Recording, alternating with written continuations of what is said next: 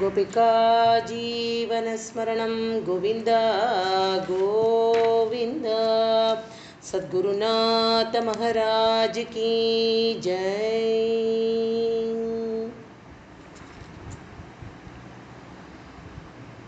பத்தாவது தசகம் வரைக்கும் தன்னுடைய சிருஷ்டியை பற்றி பட்டத்திரி ரொம்ப அழகாக எல்லா ஸ்லோகங்கள்லேயும் சொல்லிகிட்டே வந்தார். பத்தாவது தசகம் முடிஞ்சு இப்போ 11வது தசகம். அதாவது எதனால் இப்போ பகவானுடைய இவ்வளவு பூர்வ விலாசமாக இருக்கக்கூடிய பெருமை அப்படிங்கிறத ஏன் சொல்லணும் அப்படின்னு எடுத்துட்டோம் அப்படின்னாக்க, இதெல்லாம் ஏன் தெரிஞ்சுக்கணும், இந்த சிருஷ்டியெல்லாம் என்ன, இதெல்லாம் அவசியமா? சாட்சாத் பகவானை ஒரு நமஸ்காரம் பண்ணிவிட்டு ஒரு புஷ்பத்தை அர்ச்சனை பண்ணி பகவானை வேண்டிண்டு அப்படியே காலங்கள் போயிட்டே இருக்க முடியாதா அப்படின்னா, அதாவது ஒருத்தருக்கு ஒருத்தர் மேலே நமக்கு எப்போ நமக்கு அதீதமான பிரேமையோ அதீதமான பக்தி அப்படின்னா அவளுடைய மகாத்மியம் தெரியணும் இல்லையா?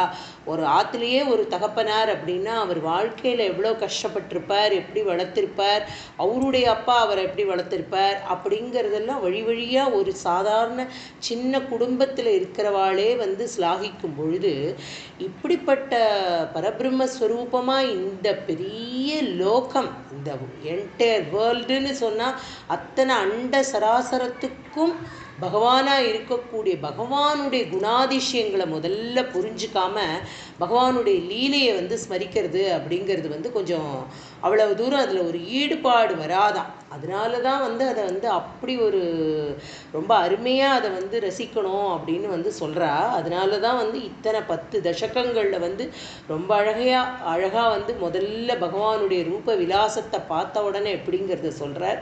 அப்புறம் பக்தி எப்படி இருக்கணும் அப்படிங்கிறத சொல்கிறார். அப்புறம் பகவானுடைய லட்சணம் எப்படி இருக்கணும் அப்படிங்கிறத சொல்லி பகவானுடைய சிருஷ்டி விலாசத்தை எல்லாம் சொல்லிகிட்டே அப்படிப்பட்ட பரபிரம்மஸ்வரூபமாக இருக்கக்கூடிய பகவான் எப்படி நம்ம கண்ணுக்கு முன்னாடி இவ்வளவு சுலபமாக யாராலையும் பார்த்து ரசிக்கக்கூடிய பகவானா யார் இருக்கார் அப்படின்னா, சாட்சாத் பகவத் ஸ்வரூபமாக இருக்கக்கூடிய குருவாயூரப்பன் அப்படிங்கிறத ரொம்ப அழகாக பாகவத சாரமாக இருக்கக்கூடியதை நாராயண பட்டத்திரி தன்னுடைய நாராயணியத்தில் 10 தசகங்களில் ரொம்ப அழகாக அதெல்லாம் சொல்லி ஒரு விவரணம் பண்ணினார்.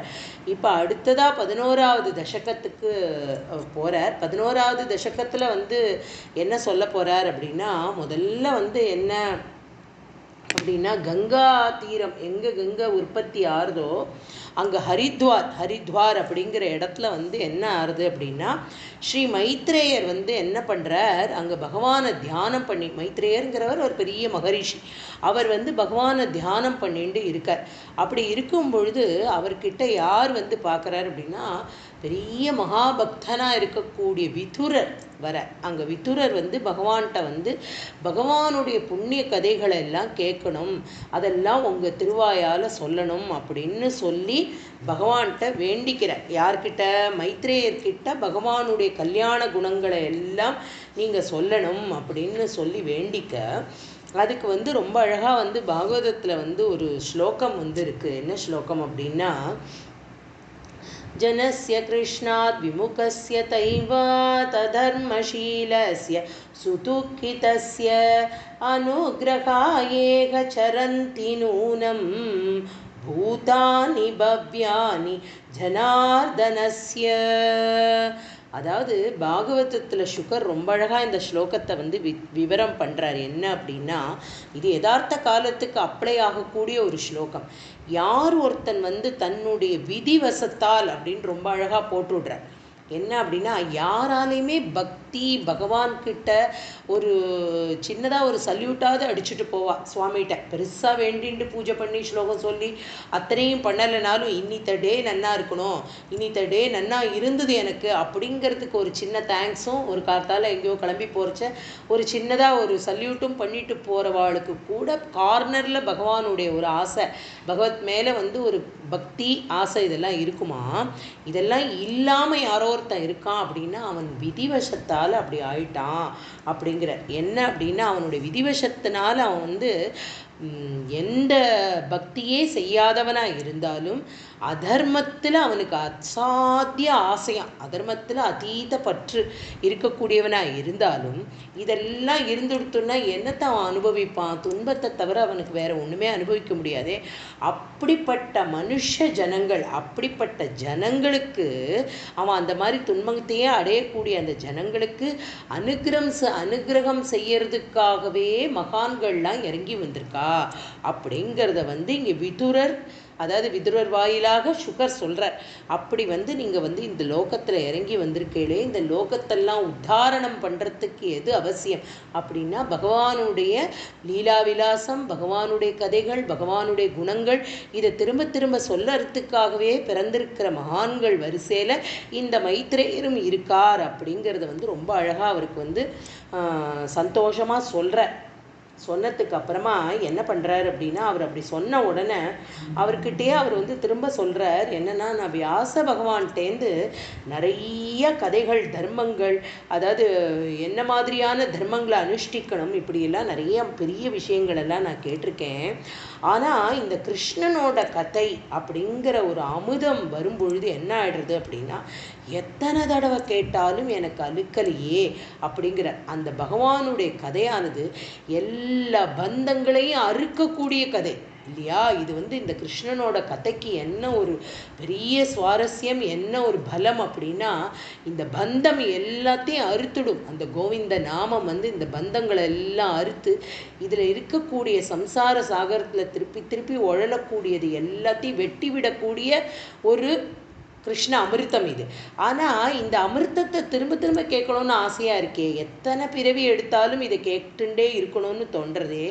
அப்படியான நீங்கள்லாம் இந்த கதையை எவ்வளோ சுவாரஸ்யமாக திருப்பி, அதாவது இப்போ உங்களுக்கெல்லாம் என்ன அப்படின்னா, அதாவது யார் இந்த மைத்ரேயர் மாதிரி இருக்கக்கூடிய ரிஷிகளுக்கெல்லாம் மீண்டும் ஒரு பிறப்பே இல்லைன்னு தெரிஞ்சவா இவாள்லாம், இவாளுக்கு மறுபிறப்பு கிடையாதுன்னு தெரியும். இப்போ இந்த கிருஷ்ண கருணா கதாமிருதத்தை அவள் குடிச்சு குடிச்சு திரும்பி மறுபிறப்பு இல்லைன்னு தெரியும். இது ஒன்றும் பெரிய ஒரு அவசியம் இல்லையே அப்படின்னு தோணாமல் எப்பவுமே இந்த கிருஷ்ண கதையை காதால் கேட்கறதும், அதை நாக்கால் வாயால் சொல்கிறதும், அந்த கண்களால் ஆத்மார்த்தமாக அந்த கிருஷ்ணஸ்வரூபத்தை ஹிருதயத்தில் வச்சுட்டு உபாசனை பண்ணுறதும், இதுவே ஒரு பெரிய ஒரு கைங்கரியமாக அவள் பண்ணிகிட்டே இருக்காளே. அதை யார் தான் கேட்காம இருக்க முடியும்? அப்படிப்பட்ட கிருஷ்ண கதையான அமிர்தத்தை எங்களுக்கும் சொல்லணும் அப்படின்னு விதுரர் மைத்ரேயர்கிட்ட கேட்கும் பொழுது மைத்ரேயர் ரொம்ப அழகாக சொல்கிறார். என்ன சொல்கிறார் அப்படின்னா, இந்த சிருஷ்டியோட மகிமையை முதல்ல சொல்கிறார். இப்போ ஏன் இப்போ சொன்னேனே, ஏன் இந்த சிருஷ்டியோட மகிமையை சொல்லணும் அப்படின்னா, அப்படிப்பட்ட ஒரு மகானுபாவராக இருக்கக்கூடியவர் தான் நம்மளுடைய பகவான் அப்படிங்கிறத நம்ம புரிஞ்சுக்கணும் இல்லையா? சாதாரணமாக கைச்சோர பாலகனா கையில் கொஞ்சோண்டு வெண்ணெயை எடுத்துண்டு அப்படியே லாலனை பண்ணிண்டு சிகப்பு கோமணத்தை கட்டிண்டு இப்படி குருவாயூரப்பனோட தாமத்தில் குருவாயூரப்பனாக நமக்கு தரிசனம் பண்ணிட்டு இருக்கிற கிருஷ்ணர் எப்படியெல்லாம் நம்மளோட வளைய வரார் அப்படின்னா, அவர் அப்படி இறங்கி வரார் அப்படின்னா எப்படிப்பட்ட மகானுபாவர் இறங்கி வராருங்கிறத நம்ம இங்கே பார்க்கணும்.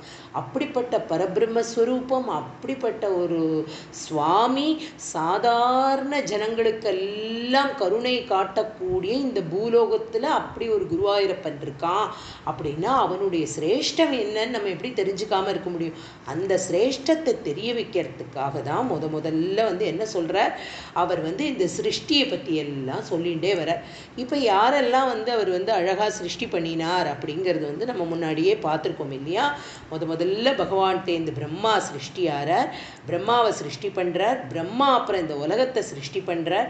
முதல்ல சனகாதிகர்களை சிருஷ்டி பண்ணுறார். சனகாதிகர்கள் எல்லாரும் பகவானுடைய பக்த குணங்கள்லேருந்தே நாங்கள் லயிச்சு போயிடணும் அப்படின்னு என்றைக்குமே அவள் வயதான வயசில் கூடவான், ஆனால் பார்க்கறதுக்கு பாலகர்களாகவே இருப்பாளாம் சனகாதியர்கள்.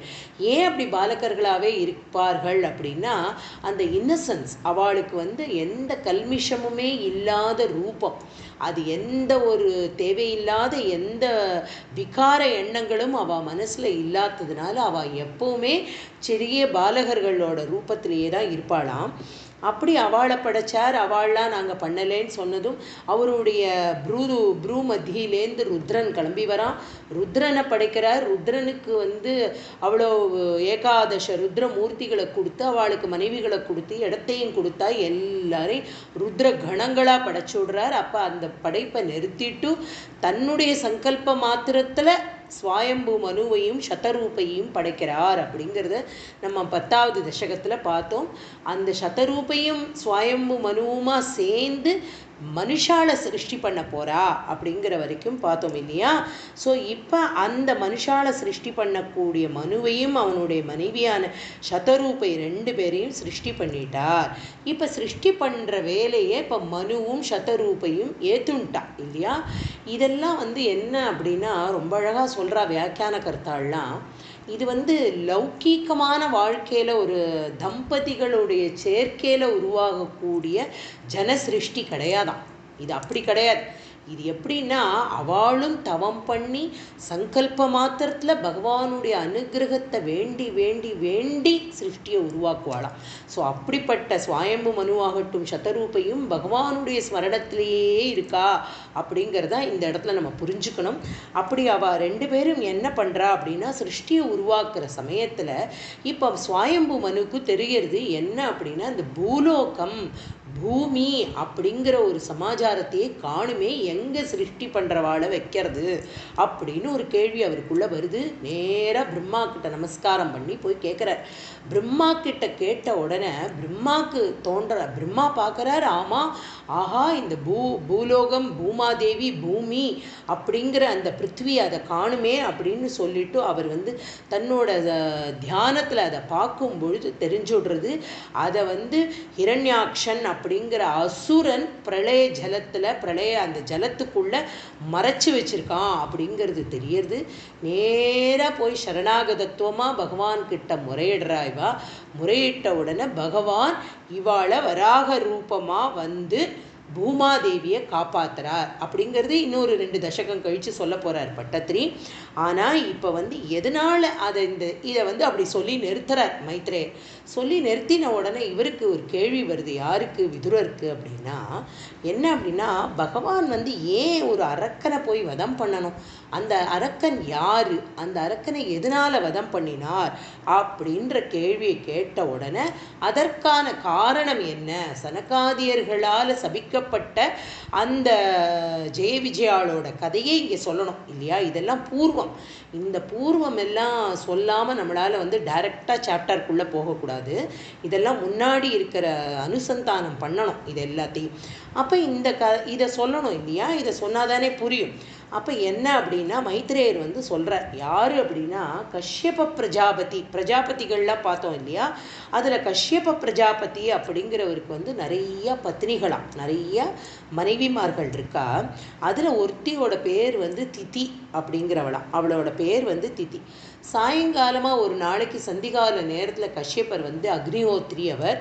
அதனால அக்னிஹோத்திரம் பண்ணிட்டு தனக்கு வேண்டிய கர்மானுஷ்டங்கள் எல்லாம் பண்ணிட்டு இருக்கும் பொழுது இந்த திதிக்கு ஒரு ஆசை வந்துடுறது. என்ன அப்படின்னா தன்னுடைய ஆத்துக்காரோட சேர்ந்து, அதாவது கஷ்யப்பரோட சேர்ந்து நமக்கு ஒரு குழந்தை உண்டாகணும் அப்படிங்கிற ஒரு ஆசை அவளுக்கு வந்துடுறது. அப்போ கஷ்யப்பர் அவளுக்கு உபதேசம் பண்ணுறார். என்ன அப்படின்னா இந்த மாதிரியான சந்திகால நேரத்துல எல்லாம் இந்த மாதிரியான ஆசைகள் எல்லாம் வரவழைச்சிக்க கூடாது. ஏன்னா இது பகவத் சஞ்சாரம் நடக்கக்கூடிய நேரம்.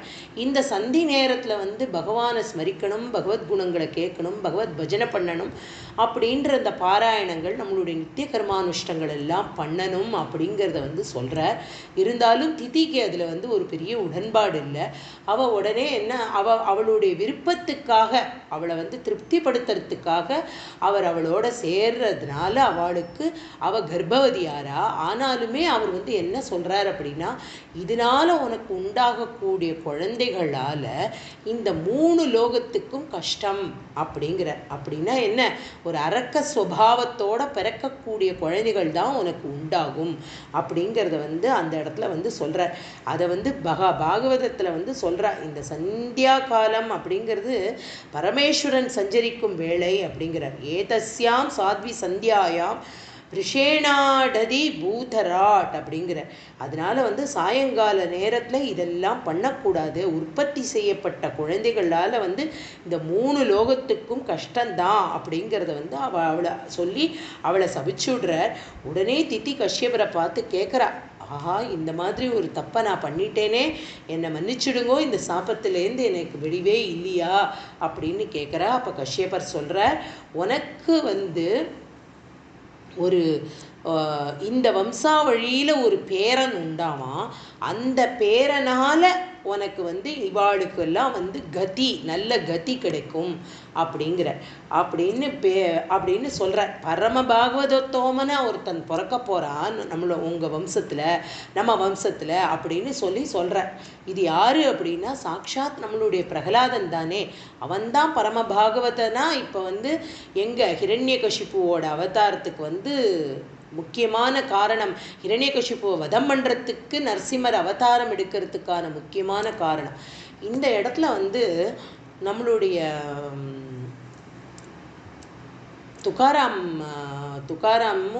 துக்காராம்ஜியும் நம்மளோட ஞானேஸ்வர் மகராஜும் ஒரு 2 அபங்கம் வந்து ரொம்ப அழகாக எழுதியிருக்கா. அதில் ஜஸ்ட் அந்த பாவார்த்தத்தை மாத்திரம் ஸ்மரிச்சுப்போம். என்ன சொல்கிறா அப்படின்னா, அதாவது ஒரு வம்சாவழியில் வந்து மூதாதையர்கள் எப்படி வேணால் இருக்கட்டும், ஓகே, அவள் நல்லது பண்ணியிருப்பா, அவள் மூலமாக தான் அந்த வம்சம் தழைச்சிருக்கும் எல்லாம்.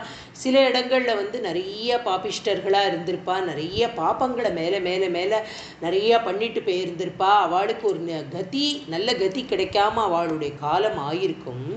அப்படிப்பட்ட ஒரு வம்சாவழியில் யாரோ ஒரு பாகவதன் இருந்தால் கூட போருமா.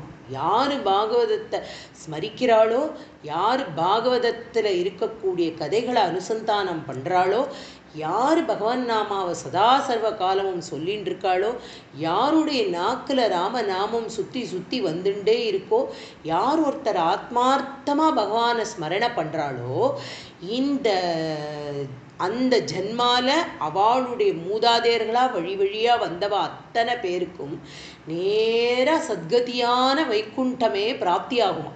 அப்படிப்பட்ட வைகுண்டத்தில் அவள் எல்லாம் இந்த மாதிரி வர இந்த மாதிரி ஒரு பாகவதர் இருக்க, ஒரு பாகவதோத்தமன் ஒரு குடும்பத்துக்கு அவசியம் அப்படிங்கிறா. அப்படி தயாராகி வரணுமா. அப்படி பாகவத கதைகளை சொல்லிண்டு பகவானை ஸ்மரணை பண்ணிண்டு அப்படி இருக்கக்கூடிய குடும்பத்தில் எந்த ஒரு அகால மரணமோ, அப்படி மரணித்தவர்கள் வந்து பூதபேத பிரிசாசங்களை அலைஞ்சின்னு இருக்காளோ அப்படி எதுவுமே கிடையாதான். அவளுக்கு கதி இல்லைன்ற வார்த்தையே கிடையாதான். அவளுக்கு சத்கதியை இந்த ஒரு ஜனனம், அந்த குடும்பத்தில் இருக்கக்கூடிய ஒருத்தருடைய பிறப்பு அது அப்படியே தூக்கி விட்டுடுமா. அப்படிப்பட்ட ஹரிஸ்மரணம் அப்படிப்பட்ட ஹரிஸ்மரணத்தை வந்து பண்ணுறவாளுக்கு அவ்வளவு. அந்த மாதிரி இப்போ இவரும் சொல்கிறார், நம்ம இதில் வந்து உனக்கு ஒரு பேரன் பிறப்பான், அவன் மூலமாக இவாள்லாம் கரையேறுவா அப்படின்னு சொல்கிறா. அதுக்கப்புறமா இப்போ தான் வந்து ஹிரண்யாக்ஷ வதத்தையும் விவரமாக அவனுக்கு சொல்லிகிட்டே வரார். இந்த கதையை சொல்லும் பொழுது அவர் என்ன சொல்கிறார் அப்படின்னா, இந்த கதை ஹிரண்யாக்ஷனுடைய கதையும் ஹிரண்யகசிபுவோட கதையும் இந்த இடத்துலையே மைத்ரேயர் வந்து விதுரருக்கு சொல்கிறார்.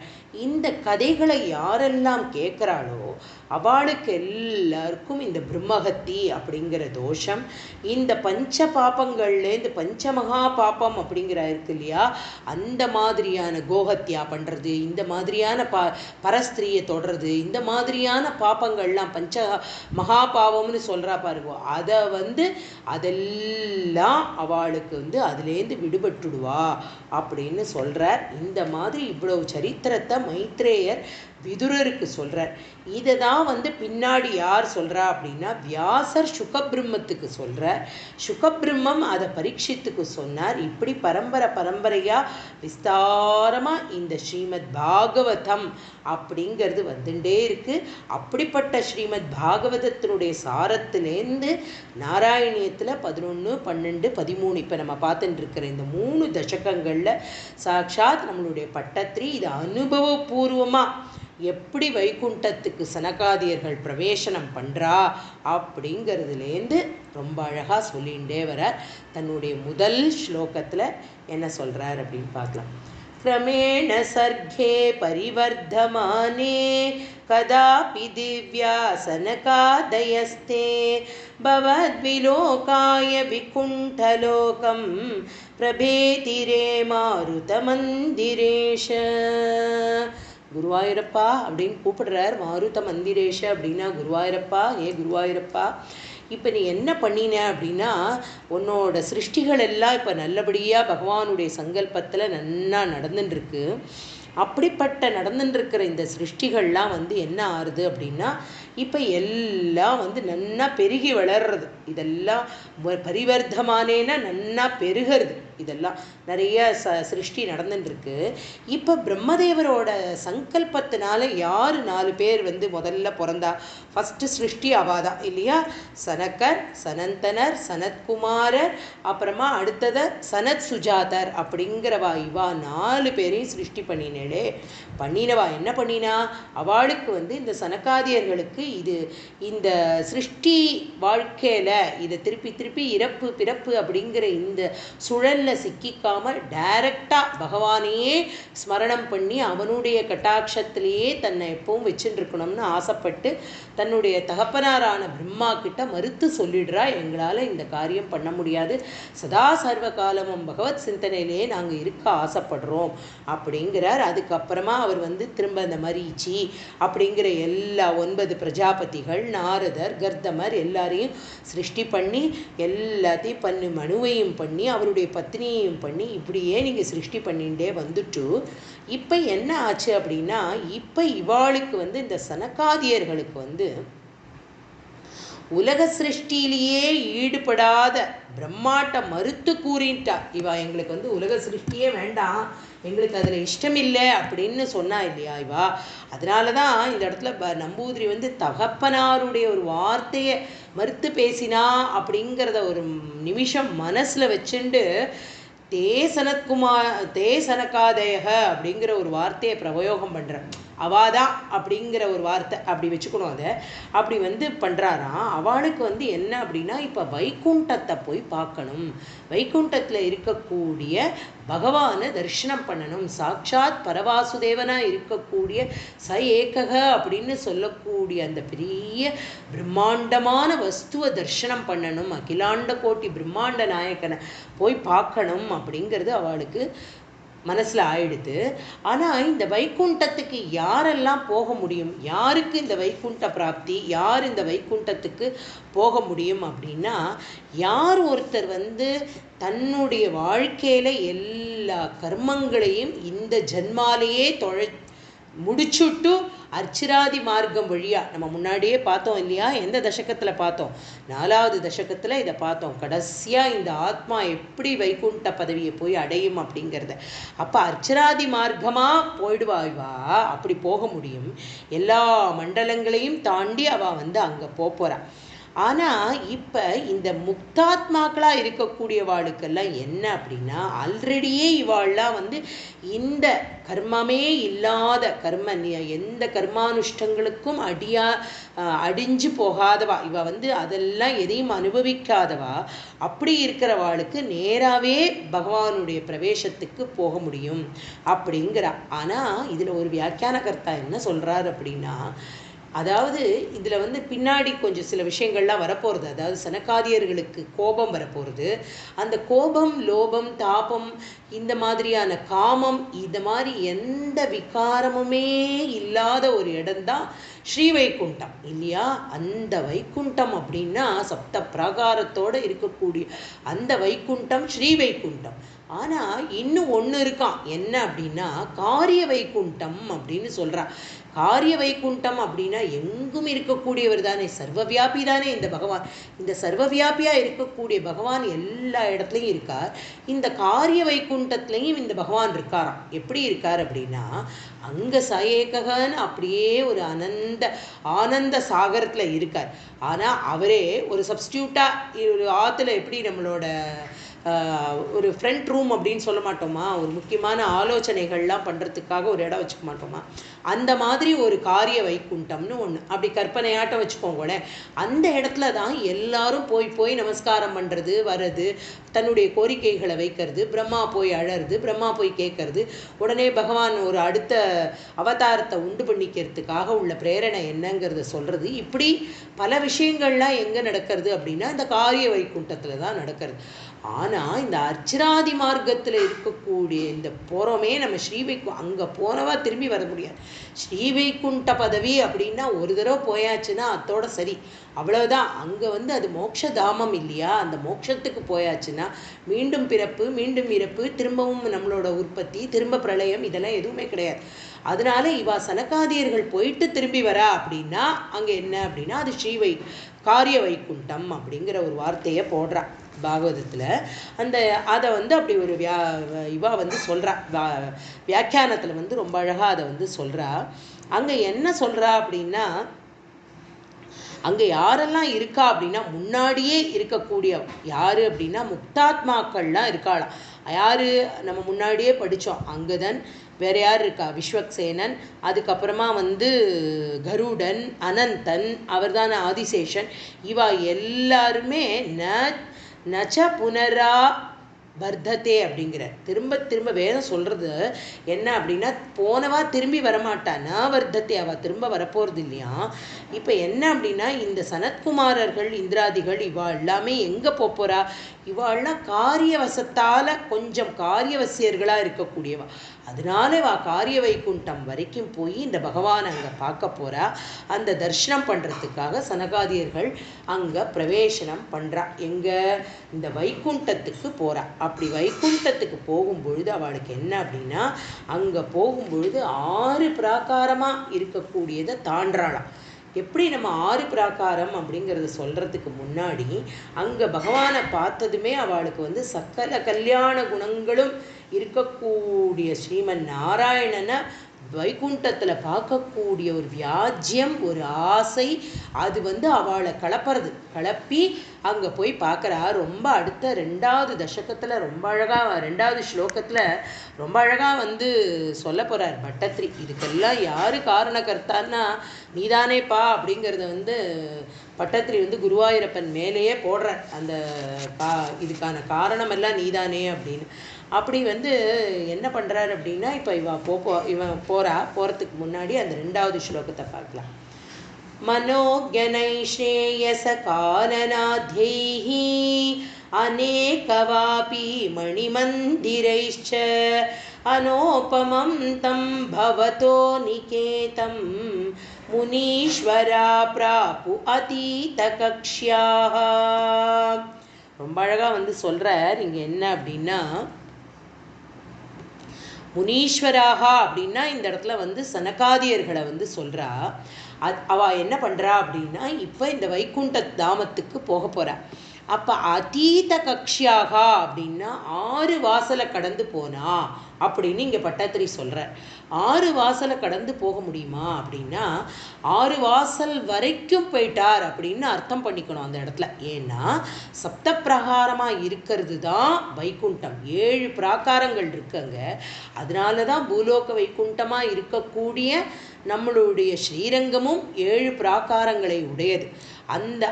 அதை பேஸ் பண்ணி தான் இங்கே 7 பிராகாரம் இருக்குது. நம்மளுடைய ஸ்ரீ வைகுண்டமான பூலோக வைகுண்டம்னு சொல்லக்கூடிய அந்த ரங்கநாதர் பள்ளி எழுந்தருளி இருக்கிறவர் ச ஏகக அப்படிங்கிற ரூபம் யாருக்கு, அந்த அர்ச்சராதி ரூபம் யாருக்கு அப்படின்னா நம்மளுடைய ஸ்ரீரங்கநாதருக்கு தான். ஏன்னா அவர் தான் அப்படியே நிச்சலமாக அந்த பிரளய ஜலத்தில் யோக நித்ரையில் இருக்கக்கூடிய பகவான் முன்னாடியே பார்த்தோம். சாட்சாத் ஸ்வரூபம் அங்கே அவருக்கு தான் அப்படி இருக்குது. ஸோ அவங்க போகிறதுக்கு இவ உள்ள நுழையறா. இவ நுழையறதுக்கு முன்னாடி என்ன பார்க்குறாளாம், 6 வாசல் கடந்து 6லேருந்து 7ஆவதாக இருக்கக்கூடிய சப்த பிராகாரத்துக்கு போகிறதுக்கு முன்னாடி நைஷேயசம் அப்படிங்கிற ஒரு பெரிய வனம், கானநாத்யைஹி அப்படிங்கிற, கானநாத்யைஹின்னா பெரிய தோட்டம்னு அர்த்தம். நிறையா தோட்டங்கள் இருக்குது. எங்கே, நம்மளோட வைகுண்டத்திலேயே இவ்வளவு இருக்கான். அதை அவ்வளோ வர்ணனை பண்ணுறார். 12 ஸ்லோகத்தில் எழுதியிருக்கார் நம்மளோட சுகர் இதில் பாகவதத்தில். அப்புறம் அதை தவிர என்ன சொல்கிறா அப்படின்னா வந்து நம்மளோட ஆதிசங்கர பகவத் பாதாளே வந்து ரொம்ப அழகாக வந்து சொல்கிறார். என்ன அப்படின்னாக்க முக்தாக அபிலீலையா விக்கிரகம் கிருத்வா பஜந்தேஹே அப்படிங்கிற என்ன தன்னுடைய வியாக்கியானத்தில் இதில் சொல்கிறார் ஆதிசங்கர பகவத் பாதாள். அப்படின்னா ஜீவன் முக்தர்களாக இருக்கலாம். அவள் வந்து என்ன பண்ணுறா, ஜீவன் முக்தர்களாக இருக்கிறவாளோட ஹிருதயத்தில் என்ன இருக்குது, சகுணமான பிரம்மம் இருக்குது இல்லையா. அந்த நிர்குணமான பிரம்மத்தை வந்து எப்பவும் அந்த பிரம்மஸ்வரூபத்தை உள்ளுக்குள்ளேயும் புறத்திலேயும் அந்த நிர்குணமானது, நிர்விகல்பமானது, நிராகாரமாக இருக்கக்கூடியது, சித்கனமான அந்த ரூபம், என்ன அருமையான அந்த ஒரு மனசுக்குள்ள அப்படிப்பட்ட ஒரு எந்த விகாரமுமே இல்லாத அந்த ரூபத்தை மனசில் ஸ்மரித்து சந்தோஷப்பட்டு ஆனந்தமாக இருக்கக்கூடியவாளா இருந்தாலும் அவளுக்கும் அந்த ஜீவன் முக்தர்களாக இருக்கக்கூடியவாளுக்கும் என்ன ஆசை வருமா, சகுணமான ஆனந்தமான அந்த சகுண பிரம்மத்தை பார்க்கணும். ஒரு அர்ச்சாவதார மூர்த்தியாவோ இல்லை எய்தாப்புல பரபிரம்ம ஸ்வரூபமாக காட்சி கொடுக்கக்கூடிய ஒரு மூர்த்தியாவோ அதை பார்க்கணும் அப்படிங்கிற ஒரு ஆசை அவளுக்கு வந்துடுமா. அப்படித்தான் இப்போ சனகாதி முனிவர்களுக்கு அந்த ஆசை வந்துடுத்து. அதாவது நிர்குணஸ்வரூபமாக நிராகாரமாக என்னைக்கும் பகவான் வந்து இங்கேயும் இருக்கார், அங்கேயும் இருக்கார், எதிலும் இருக்கார், அதிலும் இருக்கார், சகல பிரம்மாண்ட கோட்டி நாயக்கன் எல்லா ஜீவராசிகள்லையும் இருக்கார் அப்படிங்கிறத உணர்ந்தவாளுக்கு அவளுக்கு மனசுக்குள்ள ஒரு ஆசை வருது, வைகுண்டபதியாக இருக்கக்கூடிய பகவானை தர்ஷனம் பண்ணணும் அப்படிங்கிற ஆசை அவளுக்கும் வந்திருக்கு. அப்படிங்கிற இங்கே வந்து முனி அப்படின்னு அவர் போடுற அதே பதத்தை தான் இந்த இடத்துல முனீந்திரா அப்படின்னு நம்மளுடைய பட்டத்திரி போட்டிருக்கா. போட்டுட்டு இப்போ என்ன பண்ணுறார் அப்படின்னா பிரம்மஸ்வரூபத்தை பார்க்கணும் அப்படிங்கிற ஆசையில் இவ கிளம்புறா. இப்போ கிளம்பி 6 பிராகாரம் ஆயாச்சு. 7வது பிராகாரத்துக்கு போகிறதுக்கு முன்னாடி நைஸ்ரேயசம் அப்படிங்கிற ஒரு பெரிய நந்தவனத்தை தரிசனம் பண்ணுறா, பார்க்குறா. அங்கே எப்படி இருக்கா அந்த நந்தவனத்தை வந்து அப்படி வர்ணனை பண்ணியிருக்கா நம்மளுடைய பாகவதத்தில். என்ன அப்படின்னா நிறைய ஓடைகள், எங்கே பார்த்தாலும் ரத்தனத்தாலேயே வீடாம், பலவிதமான கற்கள் அப்படி ஜுவலிக்கிறதா. அதில் அந்த ரத்தினத்தை கட்டுறதுக்கு ஒரு ரத்தினத்தையும் எப்படி நம்ம 2 செங்கலை வச்சு நடுவில் சிமெண்ட்டை பூசுவோமோ அது மாதிரி தங்கத்தை உருக்கி வார்த்து ரத்தினங்களை பதிச்சு கட்டப்பட்ட வீடுகள் எல்லாம் இருக்கும் அந்த இடத்துல. எவ்வளோ அழகாக இருக்கும் பார்க்குறதுக்கே. அப்படிப்பட்ட வீடுகள்லாம் அங்கே இருக்கான். அது வந்து எப்படி இருக்குது அப்படின்னா இந்த நைஸ்ரேயசம் வந்து மோட்சமே உருவெடுத்து வந்தது போல இருக்குது அப்படிங்கிறார். கைவல்யமிவ மூர்த்திமத்து அப்படிங்கிற, அதாவது கைவல்யம்னா மோட்சம், அது வந்து எய்தாப்பில் நம்ம கண்ணுக்கு முன்னாடி வந்து பார்க்குற மாதிரி இந்த நைஸ்ரேயசம் அப்படிங்கிற வனம் அப்படி இருக்குது. அங்கே இருக்கிற வண்டுகள் எல்லாம் என்ன பண்ணுறதா, அது வந்து பகவானுடைய வனமாலி போட்டுருக்காரு இல்லையா சுவாமி, அதில் இருக்கக்கூடிய அதில் இருக்கிற வண்டுகள்லாம் என்ன பண்ணுறது அப்படின்னா தன்னுடைய ரீங்காரத்தில் வந்து ஹரி ஹரி ஹரி ஹரி ஹரி அப்படிங்கிற ஒரு சப்தத்தை, அந்த சப்தத்தை தான் ரீங்காரம் பண்ணிகிட்டே இருக்கான். எப்போ பார்த்தாலும் ஹரிகதையவே கானம் பண்ணுற மாதிரி இருக்கான். அதை தான் அவர் வந்து ரொம்ப அழகாக சொல்கிறார். பிருங்காதிபே ஹரிகதாமிவ காயமானே, எப்போ பார்த்தாலும் ஹரிகதையே கானம் பண்ணக்கூடிய இந்த வண்டுகள் எல்லாம் இருக்குது பிருங்காதி அப்படிங்கிற அந்த வண்டுகள்லாம். அப்புறம் அதை கேட்டு என்ன பண்ணுறதா அந்த ஹம்சபக்ஷிகள்லாம் அந்த நீர்நிலையில் அங்கேயும் இங்கேயும் சுற்றின்னு இருக்கு இல்லையா. ஹம்சபக்ஷி தண்ணியில் இருக்கக்கூடிய ஜலத்தில் இருக்கக்கூடிய மற்ற பட்சிகள் அங்கே இருக்கிற இதெல்லாம் என்ன பண்ணுறதா தன்னோட சுப்சாப்பாக தன்னோட சப்தத்தை எல்லாம் நிறுத்திட்டு இந்த ஹரிகானம் அப்படிங்கிறத வந்து பண்ணக்கூடிய இந்த பிரமரங்களோட இதை வந்து சங்கீதத்தை வந்து கேட்டுண்டே அப்படியே ஆனந்த சாகரத்தில் பகவத்கதையில் ஈடுபட்டு நிச்சலனமாக அப்படி ஒரு அமைதியாக இந்த பட்சிகள் இந்த இதில் இருக்கக்கூடிய பட்சிகள்லாம் அப்படியே அமைதியாக இருக்கான். அப்புறம் அங்கே என்னெல்லாம் பூத்திருக்கு அப்படிங்கிறார். அந்த ஆனந்த சாகரத்தில் மூழ்கி இதெல்லாம் இருக்கும் பொழுது அங்கே காற்றில் அப்படி ஒரு சுகந்தம் வருதான். என்ன மாதிரி சுகந்தம் அப்படின்னா அது எல்லாம் என்ன மாதிரியான புஷ்பங்கள் அப்படின்னா மந்தாரம், நீலோத்பலம், சம்பகம், புன்னாகம், பாரிஜாதம், வகுளம், தாமரை, மல்லிகை, முல்லை, இப்படி எல்லாம் விதமான பூக்கள் எல்லாம் இஷ்டத்துக்கு பூத்திருக்கான். அப்படியே வனம் அப்படி என்ன சொல்கிறது, அப்படி ஒரு ஜிலு ஜிலு ஜிலு ஜிலுன்னு இருக்குது அந்த வனத்தில், அப்படி ஒரு சுகந்தம் அப்படி. ஆனால் பகவானுக்கு எது ரொம்ப ஆசையாக இருக்கான் அப்படின்னா துளசி. துளசியை தான் அவர் வந்து ஸ்மரிக்கிறாராம். அந்த துளசி செடியிலேருந்து இருக்கக்கூடிய துளசியை எடுத்து அதை தான் ஹாரமாக போட்டுருக்காராம். அதை ஹாரமாக போட்டுண்டு அதை எடுத்து தன்னோட நாசியில் வச்சு நுகர்ந்து பார்க்குறாராம் சாக்ஷாத் பகவான். அதை பார்த்துட்டு இந்த மற்ற புஷ்பங்களுக்கெல்லாம் பொறாமை இல்லையா, அவளுக்கெல்லாம் இந்த துளசி என்ன தவம் பண்ணி இப்படி பகவானோட கழுத்தில் போய் இப்படி ஜம்முன்னு போய் மாலையாக படுத்துன்றதே, மாலையாக அணிஞ்சுன்ட்டாரே, அதை எடுத்து தன்னோட நாசி துவாரத்தில் வச்சு வச்சு ரமிக்கிறாரே அப்படிங்கிறத வந்து அழகா கந்தேர்ச்சிதே துளசிகா பரணேன தஸ்யா யஸ்மிம் தபஸ்ஸு மனசோ பகுமானயந்தி அப்படின்னு சுக்கர் அப்படி கொண்டாடுறாராம். நம்மளோட குருநாதரே ரொம்ப அழகாக ஒரு கீர்த்தன் பண்ணியிருக்கார். துளசி எப்படி வந்து கிருஷ்ணனுக்கு பிரீத்தியானது அப்படிங்கிறத வந்து துளசி பூஜையால் கண்ணன் மகிழ்கின்றார், கோ பூஜையால் கண்ணன் மகிழ்கின்றான். முதல் வார்த்தையே அந்த பாட்டுக்கு துளசி தான் போட்டிருக்கார். துளசியால் தான் அப்படி கிருஷ்ணர் வந்து பிரீத்தி ஆவாராம். அதாவது முன்னாடியே நான் வந்து சொன்னேனான்னு எனக்கு ஞாபகம் இல்லை. ஒரு இதில் வந்து ரொம்ப அழகாக அதெல்லாம் மறக்க முடியாது. ஏன்னா இவாளோடதெல்லாம் சொல்ல சொல்ல இவாளுடைய கதைகள்லாம் நமக்கு ஞாபகம் வருது. துக்காராம் வந்து ஒரு இடத்துல எழுதுறாரு. என்ன எழுதுறாரு அப்படின்னா, இப்புல்லாய் பிறவி வேண்டும் அப்படின்னு நம்மளோட ஊத்துக்காடு எழுதுகிற மாதிரி பகவானுடைய தாமத்தில் வந்து ஒரு புல்லாக இருக்கலாம், அந்த கோவிலில் ஒரு பூச்சியாக இருக்கலாம், ஒரு வௌவாலாக பிறக்கலாம், ஒரு பசுவாக பிறக்கலாம் அப்படின்னு எல்லாம் ஆசைப்படுறா. இவர் எப்படி ஆசைப்படுறார் அப்படின்னா, ஒரு பாகவதனோட ஆற்றுல நான் பிறக்கணும் அப்படிங்கிற. எப்படி பிறக்கணுமா அப்படின்னா, பாகவதனுடைய ஆற்றுல இருக்கக்கூடிய துளசி மாடத்தை பெருக்கக்கூடிய விளக்கமாற பிறக்கணும்னு ஆசைப்படுறார். எங்கே இறங்கி வந்திருப்பார் அவர், இன்னும் ஒரு பாவம். அதில் போலும் பகவானை வந்து ஸ்மரணை பண்ண முடியும். அப்படி இருந்தால் கூட அந்த விளக்கமார் வந்து அந்த இடத்த சுத்தம் பண்ணக்கூடிய, பகவானுடைய தாமத்தை சுத்தம் பண்ணுற விளக்கமாருக்கு அப்படி ஒரு சிரேஷ்ட கத்தியை கொடுக்குற இந்த இடத்துல. அதுவாகவே நான் பிறந்தா கூட எனக்கு போருமே அப்படிங்கிறார் துக்காராம். அந்த மாதிரி இந்த இடத்துல வந்து துளசி அப்படி கொண்டாடுறாளாம் எல்லாரும். அப்படி அவளுக்கு அந்த இடத்துல பொறாமை அப்படிங்கிற எண்ணமே இல்லையா. ஏன் அந்த இடத்துல அவளுக்கு அந்த எண்ணம் இல்லை மற்ற மலர்களுக்கு அப்படின்னா, அவள் எங்கே இருக்கா? வைகுண்டத்தில் என்ன இருக்கா? வைகுண்டத்தில் என்ன இருக்காது? லோபம் இல்லை, மதமாத்சரியம் இல்லை, பேராசை இல்லை, துர்குணம் இல்லை, எந்த ஒரு வேண்டாத எண்ணங்கள் எதுவுமே இல்லாத இடமா இருக்கிறது தானே பகவானுடைய சன்னிதானம். பகவானுடைய சன்னிதானம்ங்கிறது எது? சாக்ஷாத் வைகுண்டம். வைகுண்டத்தில் அப்போ இதெல்லாம் எதுவுமே கிடையாது அப்படிங்கிறத புரிஞ்சுக்கணும். அதனால நம்ம பக்தர்களாக இருக்கக்கூடிய நம்ம எல்லாம் வந்து என்ன அப்படின்னா, பகவானுடைய சமீபத்தில் போக போக எந்த துர்குணமாக இருந்தாலும் அது நல்ல குணமாக மாற்றக்கூடிய ஒரு சக்தி அந்த பகவத் சாட்சா்காரத்துக்கு உண்டு அப்படிங்கிறத நம்ம வந்து புரிஞ்சுக்கணும். இப்போ அந்த வைகுண்டத்தில் என்ன பண்ணுறா அப்படின்னா, ரொம்ப அழகாக வந்து எழுதியிருக்கா. இதெல்லாம் ஸ்மரிக்காமல் நமக்கு வந்து ஃபர்தர் ஸ்லோகமெல்லாம் வியாக்கியானத்தில் அவரே இப்படி அனந்தராம தீட்சிதர் அப்படி வியாக்கியானம் பண்ணியிருக்கார் இந்த தசகத்தில் இருக்கிற ஸ்லோகங்களுக்கெல்லாம்.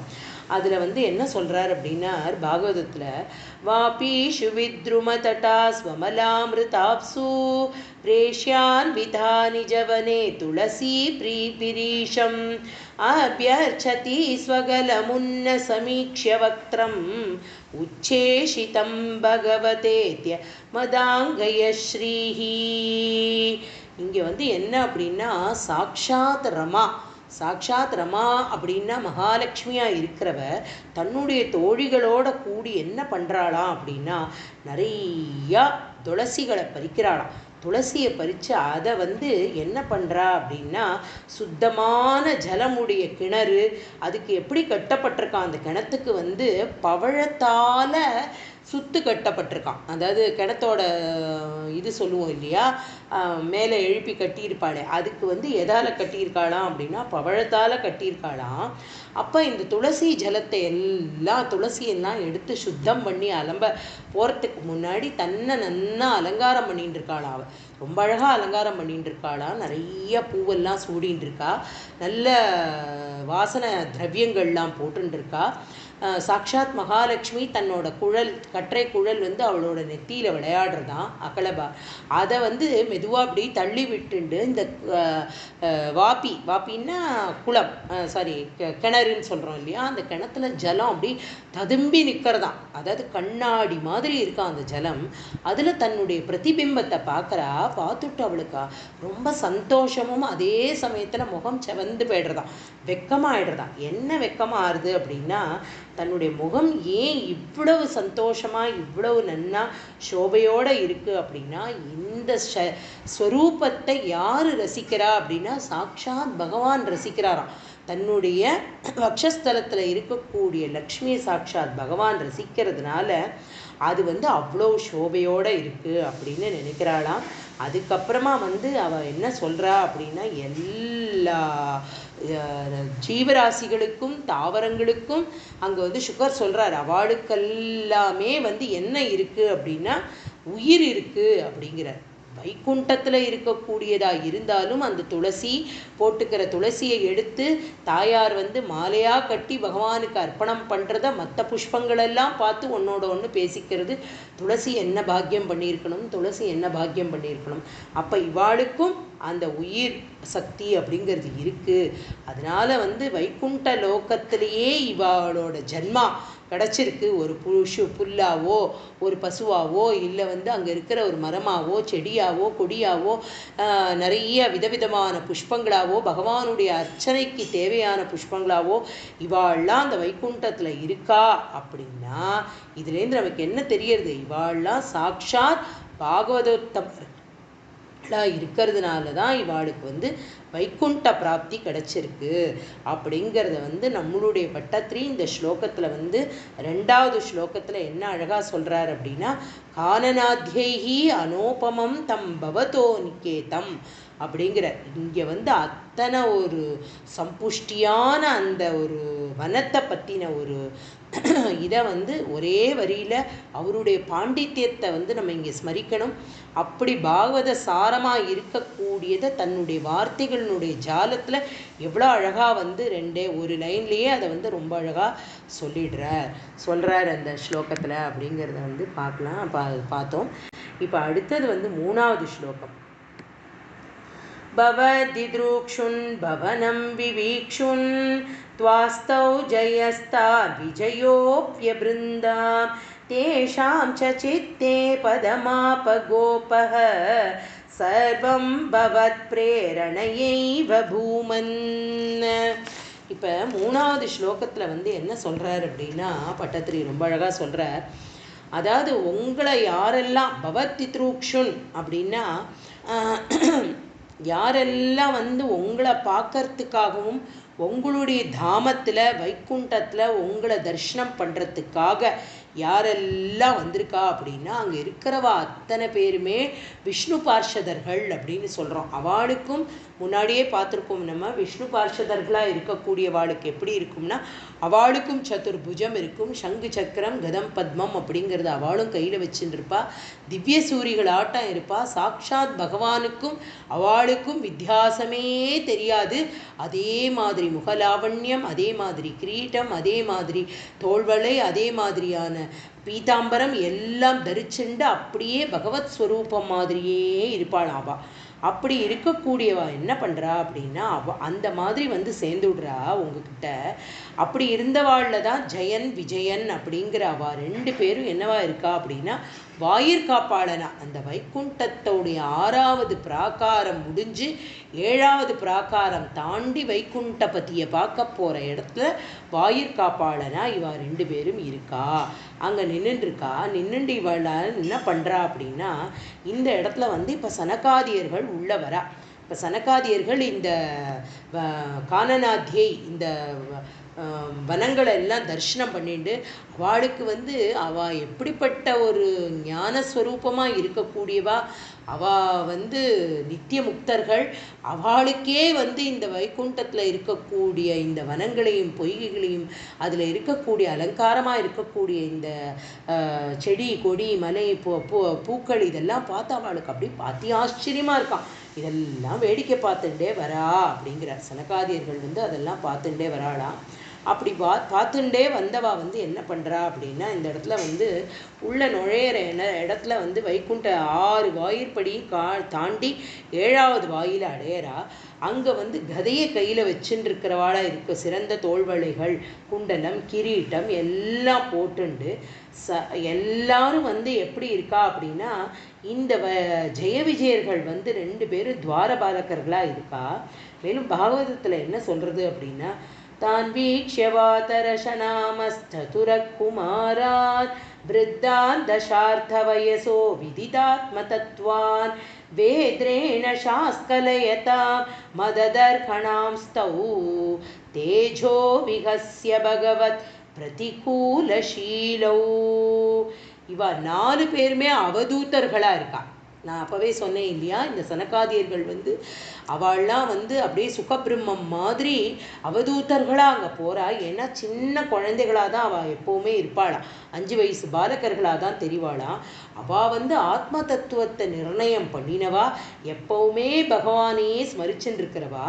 அவளுடைய பெருமை தெரியாமல் என்ன பண்ணிடுறா, ஜெய விஜயா வந்து பெரம்புனால அவளை வந்து போகக்கூடாது அப்படின்னு தடுத்ததுனால என்ன ஆயிடுத்து அப்படின்னா, இவாளுக்கு வந்து பகவானுடைய உத்தம குணங்களுக்கு மாறா, அதாவது பகவான் இப்போ இவா யார் வந்திருக்கா, ஒரு அவதூதர்களாக இருக்கக்கூடிய சனத்குமாரர்கள் வந்தவாளை வந்து வரவேற்று பகவானை பார்க்க அனுப்பாமல் இவாளுடைய மகிமை தெரியாமல் இவா தடுத்ததை பார்த்த உடனே சனகாதியர்களுக்கு சின்னதாக ஒரு கோபம் வந்துவிடுறதான்.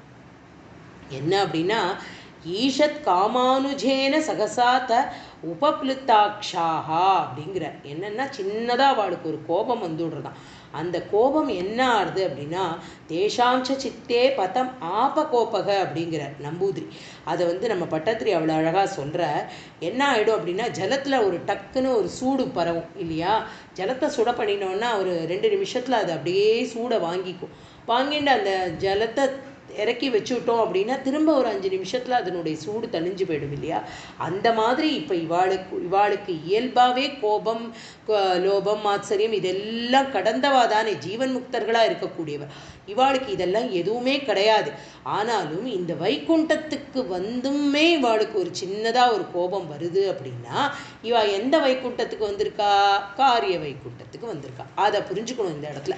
அப்போ முன்னாடி சொன்னோம் இல்லையா, சாட்சாத் பரவாசுதேவனா இருக்கக்கூடிய எதுவுமே தனக்கு இல்லாமல் சாட்சிபூதமாக கடாட்சம் பண்ணின்னு இருக்கிற அந்த பகவான் அவன் இருக்கிறது ஸ்ரீ வைகுண்டம். இவா அதுலேருந்து ஒரு அடி கீழே வச்சுப்போமே, ஒரு அடி அவள் வந்து இந்த ஸ்ரீ காரிய வைகுண்டத்தில் பகவான் இவாளோட பேசின்னு இருப்பார். இவாளுடைய பிரேரணைகளை கேட்பார், இவாளுக்கு என்ன பண்ணணுங்கிறத பண்ணுவார். தான் திருப்பி ஒரு அவதாரமாக வரணும் அப்படின்னா தன்னுடைய கலையை ஒரு அவதாரமாக அனுப்புவார். இந்த காரியங்களெல்லாம் காரிய வைகுண்டத்தில் பகவான் பண்ணிட்டு இருக்கார். இந்த காரிய வைகுண்டத்துக்குள்ள காலை வச்சதும் இவாளுக்கு இந்த மாதிரி ஒரு சம்பவம் நடக்கிறது. இவாளுக்கு வந்து சாபம் விட்டுடுறா. இவாளுக்கு என்ன சாபம் விடுறா அப்படின்னா, அரக்கர்களா பகவான் எப்போ அவதாரம் பண்ணுறாரோ அப்போ அரக்கர்களாக தோன்றி பகவானால் நிகிரகம் பண்ணப்பட்டு திரும்ப நீங்கள் வைகுண்டத்துக்கு வந்து அடைவேள் அப்படிங்கிறதான் இவ வந்து சொல்கிறா.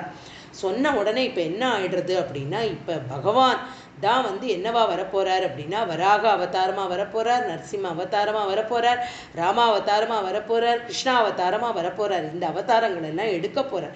எதுக்கு? அனுகிரகம், இந்த லோகத்துக்கு அனுகிரகம் பண்ணுறதுக்காக இவ வரா.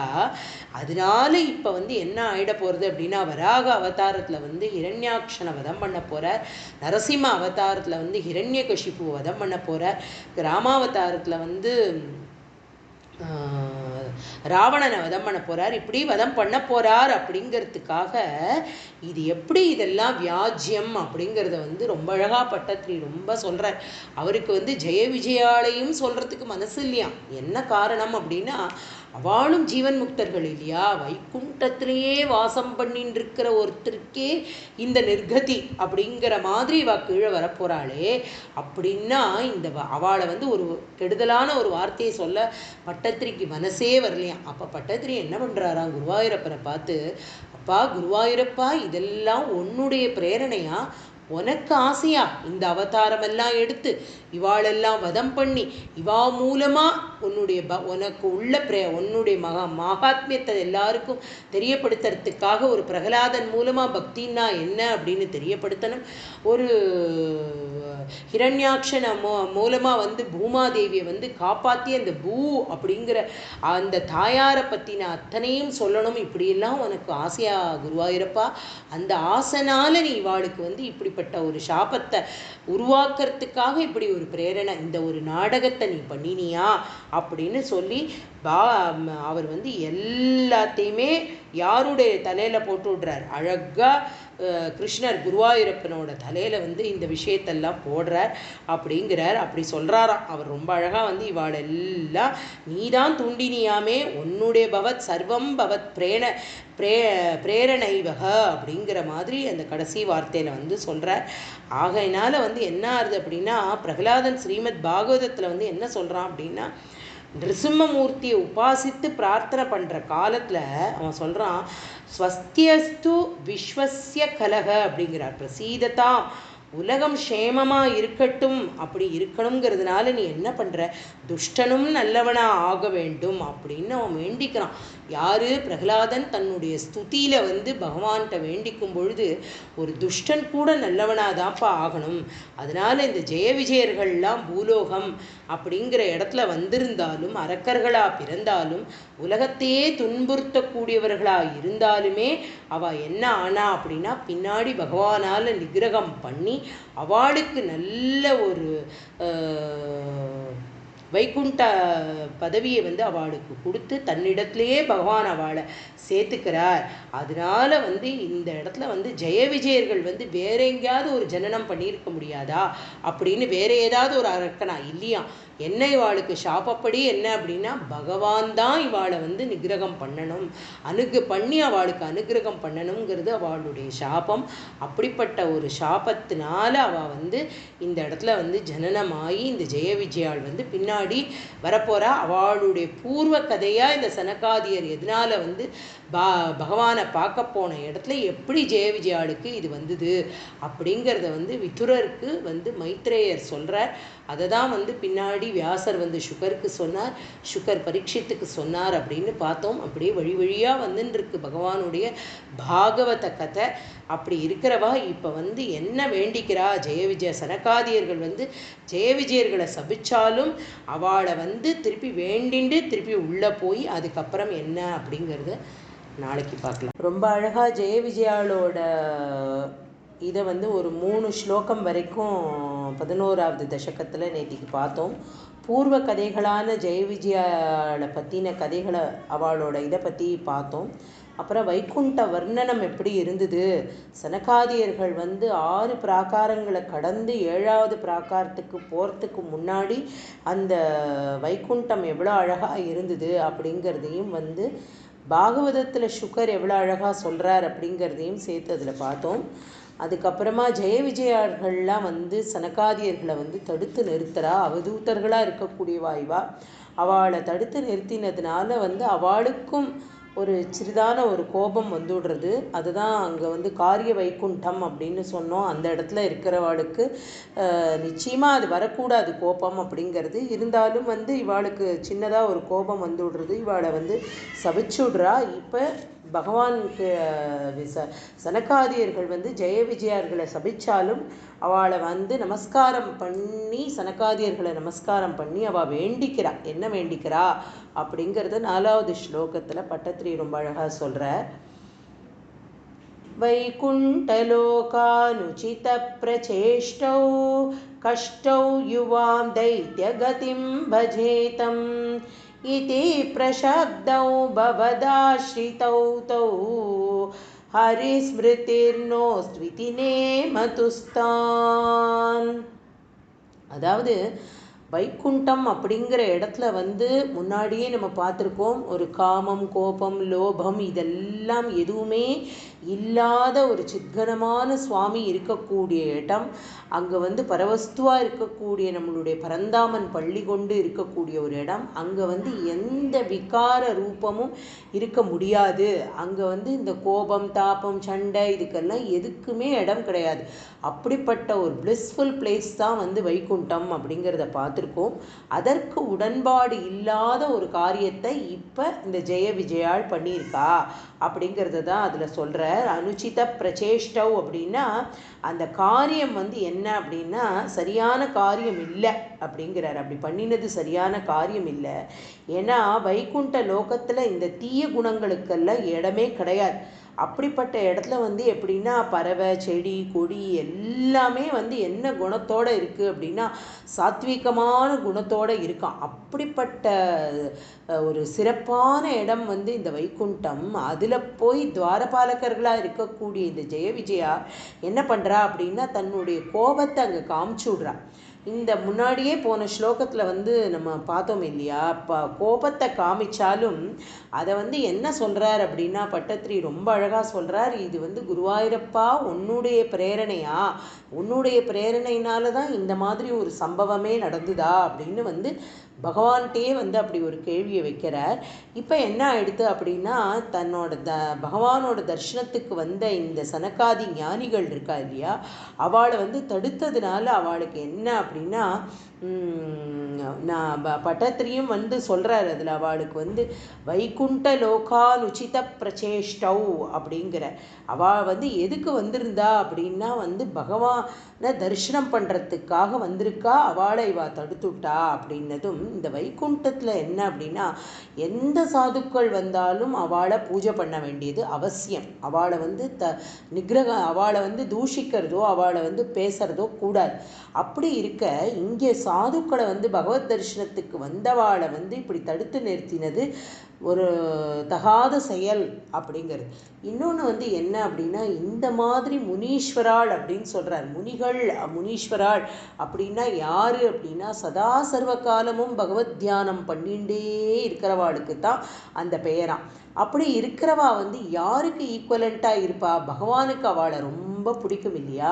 அந்த மாதிரி தன்னையே ஸ்துதி பண்ணிண்டு தன்னுடைய நாமத்தையே சதா சர்வ காலமும் ஜபிச்சுண்டு இருக்கிறவாளை கண்டா பகவானுக்கு ரொம்ப சந்தோஷம். இப்போ இவாளை தூஷிச்சதுனால அது யாரை தூஷித்த மாதிரி ஆயிடுது, சாக்ஷாத் பகவானையே தூஷித்த மாதிரி ஆயிடுது.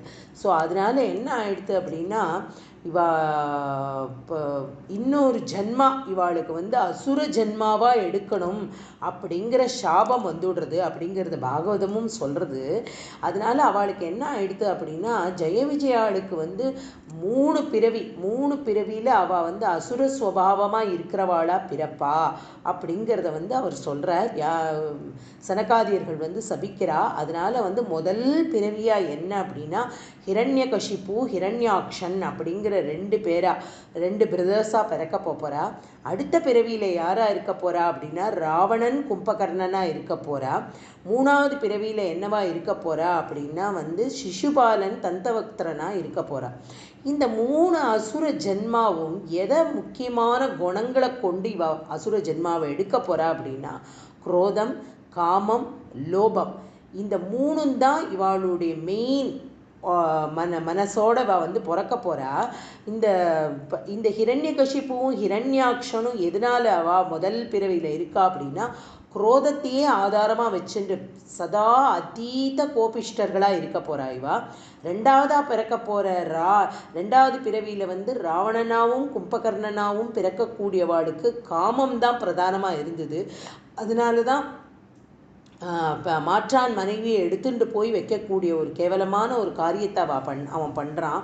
அதனால் அவளுக்கு வந்து அந்த ஒரு காலகட்டத்தில் அவள் அப்படி பிறப்பா அப்படின்னு இருக்குது. மூணாவதாக சிசுபாலன், தந்தவக்திரனுக்கு வந்து லோபம்னா ஆசை, அதீத ஆசை, அவளுக்கு தேவையில்லாத ஆசை. அந்த மாதிரி பகவானை வந்து வெறும்னு நிந்தனை பண்ணிட்டு இருக்கக்கூடியவனாவே சிசுபாலன் இருக்கான் அப்படின்னு சொல்கிறார். இதைத்தான் வந்து இந்த பாகவதத்தில் வந்து சொல்கிறார். எப்படி அப்படின்னா लोकानितो व्रजतमन्तरभावदृश्या पापीयसङ्ख्यैमे ரிபவோஸ்ய யத்ர. அதாவது எந்த லோகத்தில் பாப்பியாக பிறந்திருந்தாலும் அவனுக்கு கோபம், காமம், லோபம் இந்த மாதிரியான சத்துருக்களான குணங்கள் எல்லாத்தையும் வச்சுட்டு இருக்கானோ அவன் என்ன பண்ணுவான்னா, எந்த லோகத்தில் பிறந்திருக்கானோ அந்த லோகத்துக்கே துஷ்டனாக இருக்க போகிறான். இப்படி ஒரு சாபத்தை அவள் வாங்கிடுறா. ஜெய விஜயர்கள் வாங்கின்றதும் நடுநடுங்கி போய்ட்றா. நடுங்கி போனவா என்ன பண்ணுறா, சாஷ்டாங்கமாக நமஸ்காரம் பண்ணுறா. நமஸ்காரம் சனகாதியர்களை பார்த்து நமஸ்காரம் பண்ணி, எங்களுக்கு எப்படி இப்படிப்பட்ட ஒரு புத்தி வந்தது, தீய எண்ணம் எப்படி எங்களுக்கு வந்ததுன்னு எங்களுக்கு தெரியல. பாகவதர்களுக்கு அபச்சாரம் செய்த எங்களுக்கு இந்த தண்டனை அவசியம்தான். இந்த தண்டனையை நாங்கள் அனுபவிச்சு தான் ஆகணும். இதுலேருந்து நாங்கள் மீறி வர முடியாது. இருந்தாலும் நாங்கள் எந்த யோனியில் பிறந்து எப்படி இருந்தாலும் அதில் என்ன எங்களுக்கு ஒரே ஒரு ஆசிரியம் உங்கள்கிட்ட நாங்கள் என்ன நமஸ்கரிக்கிறோம் அப்படின்னா, எப்பவும் இந்த பகவானுடைய சிந்தனை எங்களுக்குள்ளே இருக்கிற மாதிரியான ஒரு அனுகிரகம் நீங்கள் பண்ணணும் அப்படின்னு இவ வேண்டிக்கிறா. யார்கிட்டக்க? சனகாதியர்கள் கிட்ட. ஏன் அப்படி வேண்டிக்கிறா அப்படின்னா, இந்த பகவானுடைய 7வது பிராகாரமாக இருக்கக்கூடிய வைகுண்டத்தில் இருக்கக்கூடிய ஜெய விஜயாள் அவ்வளோ தூரம் விஷ்ணு பார்ஷதர்களாகவே இருந்து 4 கைகளோட சங்கு சக்கரம் கதம் பத்மத்தோட விஷ்ணுவனுடைய ஸ்வரூபமாகவே சாரூபியத்தையும் அடைந்த அவர்கள் திரும்ப கீழே அப்படி அதல பாதாளத்தில் தள்ளிவிடப்படுற மாதிரியான ஒரு சாபம் வந்துடுத்தே. இப்போ எப்படி நம்ம பகவானை ஸ்மரணை பண்ணாமல் இருக்க முடியும்? நாங்கள் என்ன அசுரபாவத்தோட பிறந்தாலும் எங்களுக்கு பகவத் ஸ்மரணை இருக்கிற மாதிரி கொடுக்கணும் அப்படின்னு சொல்லி அவள் வேண்டிக்கிறா. அப்போ என்ன ஆறுது அப்படின்னா, பகவானை இவ ஆசிரியமாக நினச்சிருந்தாலும் எப்படி சொல்கிறான்னா, பகவத்கீதையில் ஞானி துவாத்மைவ மே மதம் அப்படிங்கிறான் பகவான். எப்படின்னா, எனக்கு ஞானியர்களுக்கும் மற்றவாளுக்கும் சனகாதிகள் எல்லாரும் சாபம் கொடுத்தாலும் ஞானிக்கும் எனக்கும், அதாவது இந்த இடத்துல சனகாதியர்களை ஞானின்னு சொல்கிறார் பகவான். சொல்கிறான் எனக்கும் அவளுக்கும் பேதம் கிடையாது. அதனால என்ன ஸ்துதி பண்ணி என்ன பக்தி பண்ணுறவாளுக்கு இப்படிப்பட்ட ஒரு அவச்சொல்லை இவா பண்ணினதுனால இவாளுக்கு இந்த தண்டனை அவசியம்தான் அப்படின்றத பகவானும் அங்கீகாரம் பண்ணுறார். இதனால் அவர் என்ன பண்ணுறார் அப்படின்னா, அவளுக்கு ஏன்னா பகவானுக்கு பூஜை பண்ணுறதாவே தான் அவள் சொல்கிறா. பகவானை எப்படி எப்பவும் சதா சர்வ காலமும் பூஜை பண்ணிகிட்டே இருக்கக்கூடியவா இந்த உத்தமராக இருக்கக்கூடிய இந்த சனகாதியர்கள் அப்படிங்கிறத சொல்கிறா. ஜெய விஜயா என்ன பண்ணுறா அப்படின்னா, எப்பவும் தங்களுக்கு ஹரிஸ்மரணம் இருந்துட்டே இருக்கணும். அதனால எங்களுக்கு எப்பவும் பகவானுடைய ஸ்மிருதி நினைவு அது மாத்திரமே எங்களுக்கு இருக்கணும். அது இருந்தால் நாங்கள் எப்படியும் கடத்தேறி வந்துடுவோம் அப்படின்னு சொல்லி பகவத் தியானத்தோட பெருமை இதுலேருந்து நமக்கு தெரியப்படுறது. எப்படி அப்படின்னா, கொஞ்சமான புண்ணிய கர்மாக்கள் செய்து பகவானை ஆராதிக்கிறவாளாக இருந்தாலும் அவா வைகுண்ட பிராப்தி அடைய முடியும். எப்படி நம்ம அஷ்டாங்க யோகம் பண்ணி அவள் அத்தனையும் கடந்து அர்ச்சிராதி மார்க்கம் மூலமாக அவள் பகவானை பிராப்தி பண்ணுவா. இன்னொன்று என்ன அப்படின்னா, சதா சர்வ காலமும் இப்போ சனகாதியர்கள் மாதிரி ஜென்மா எடுத்துட்டு இருக்கிறவா பிரம்மாவால் படைக்கப்பட்டவா. அவள் யோகஸ்வரூபியாகவே பிறந்திருக்கா. இப்போவே அவள் பிறக்கும் தருவாயிலேயே அவளுக்கு என்ன அப்படின்னா அந்த ஞானம் சித்திச்சுடுத்து. ஸோ அவளை போல இருக்கிறவா எப்போவுமே பகவத் ஸ்மரணத்திலே வாழ்ந்துட்டு இருப்பா. ஆனால் இந்த மாதிரி அசுரர்களாக பிறந்து அப்படிங்கிறவாளுக்கு எப்படி கரையேற முடியும் அப்படின்னா, பகவானே நம்ம எப்பவும் எந்த நேரமும் பகவானே ஸ்மரிக்கக்கூடிய ஒரு பாவம் அவளுக்கு வந்துடுத்துன்னா அவள் கரையேற முடியும் அப்படிங்கிறது சனகாதியர்கள்கிட்ட இவ வேண்டிண்டு எங்களுக்கு எப்பவும் ஹரிஸ்மரணம் எங்களுக்குள்ளே இருக்கணும் அப்படிங்கிறத எங்களுக்கு கொடுத்துடணும் நீங்கள் அப்படின்னு சொல்லி இவ வேண்டிக்கிறா. வேண்டின்றதுக்கு அப்புறமா அவருக்கு அடுத்தாப்பில் இப்போ பகவான் என்ன பண்ண போகிறார் அப்படின்னா, பகவானை தேடிட்டு தானே இந்த சனகாதியர்கள் பகவானை தரிசனம் பண்ணணும் தானே வந்திருக்கா. இப்போ பகவான் எழுந்தருள போகிறார் இவாளுக்காக. இதை 5வது ஸ்லோகத்தில் சொல்கிறார். तते तथाज्ञाय भवानवाप्तः सहैव लक्ष्म्या बहिरम्बुजाक्ष गगेश्वरां सर्पितचारुबाहु आनन्दयंस्तान् अभिराममूर्त्या. ரொம்ப அழகான ஸ்லோகம் இது. பட்டத்திரி பகவானை பார்த்து ஹே தாமரை கண்களை உடையவனே, அம்புஜாக்ஷனே அப்படின்னு அழைக்கிறார்.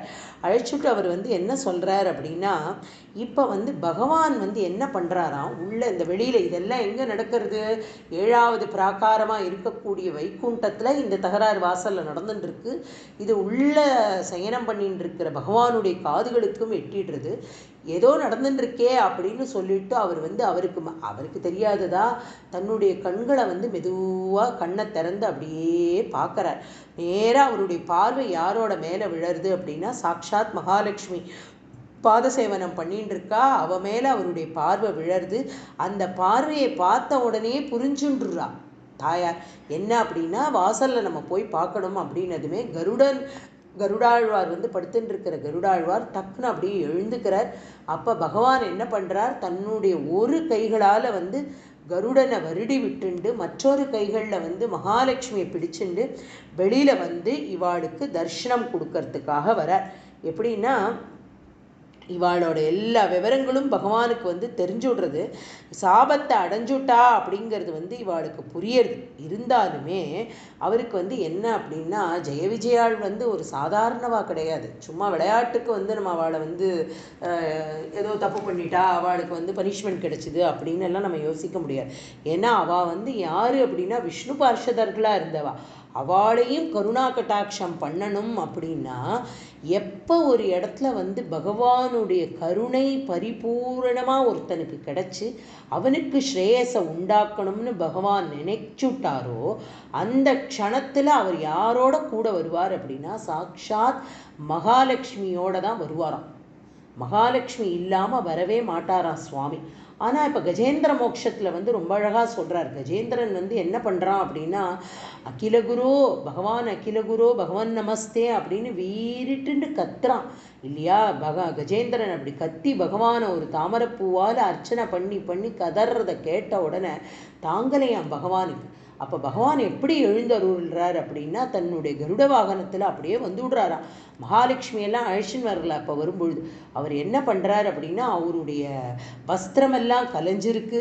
அவருடைய அதாவது தன்னை சர்வாபரண பூஷித்தனா தன்னை பண்ணிக்கலையாம். தன்னுடைய அலங்காரத்தெல்லாம் பொருட்படுத்தாமல் அப்படின்னு அர்த்தம். தன்னுடைய ஏன்னா விஷ்ணு மகாவிஷ்ணு எப்போவுமே அலங்கார பிரியராக இருக்கக்கூடியவர்.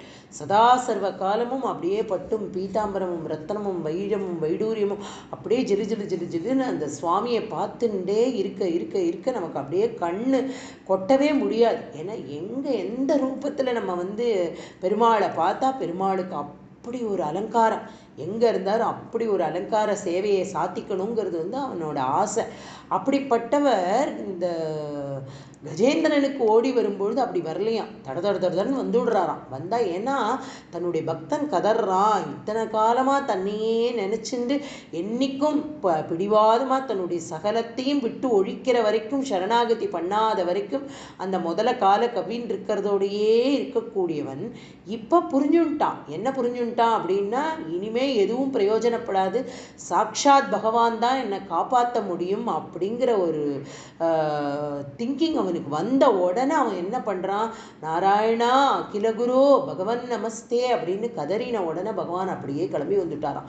ஆனால் இங்கே சனகாதியர்களுக்கு எப்படி வரார் அப்படின்னா, தன்னுடைய ரமான்னா தன்னுடைய மனைவியாக இருக்கக்கூடிய சாக்ஷாத் மகாலட்சுமியும் உடன் அழைச்சிண்டு அப்படியே வராராம். வரும்பொழுது இந்த பக்ஷிராஜனாக இருக்கக்கூடிய கருடனையும் அப்படியே தடவி கொடுத்துட்டே வராராம். அப்படி வரவர் எப்படி இருப்பார் அப்படிங்கிற அந்த அழகை பாகவதத்தில் சுகர் ரொம்ப அருமையாக வர்ணனை பண்ணுறார். ஏவம் ததைவ பகவான் அரவிந்தநாபக ஸ்வானாம் விபூத்ய சததி கிரமமார்ய ஹிருத்ய தஸ்மின் யயௌ பரமஹம்ச மகாமுனீனாம் அன்வேஷணீய சரணௌ சலயன் சகஸ்ரீஹி சகஸ்ரீஹி தன்னோட வந்து மகாலட்சுமி ஸ்ரீ அப்படின்னா தன்னோட மகாலட்சுமியும் அழைச்சிட்டு வரார்.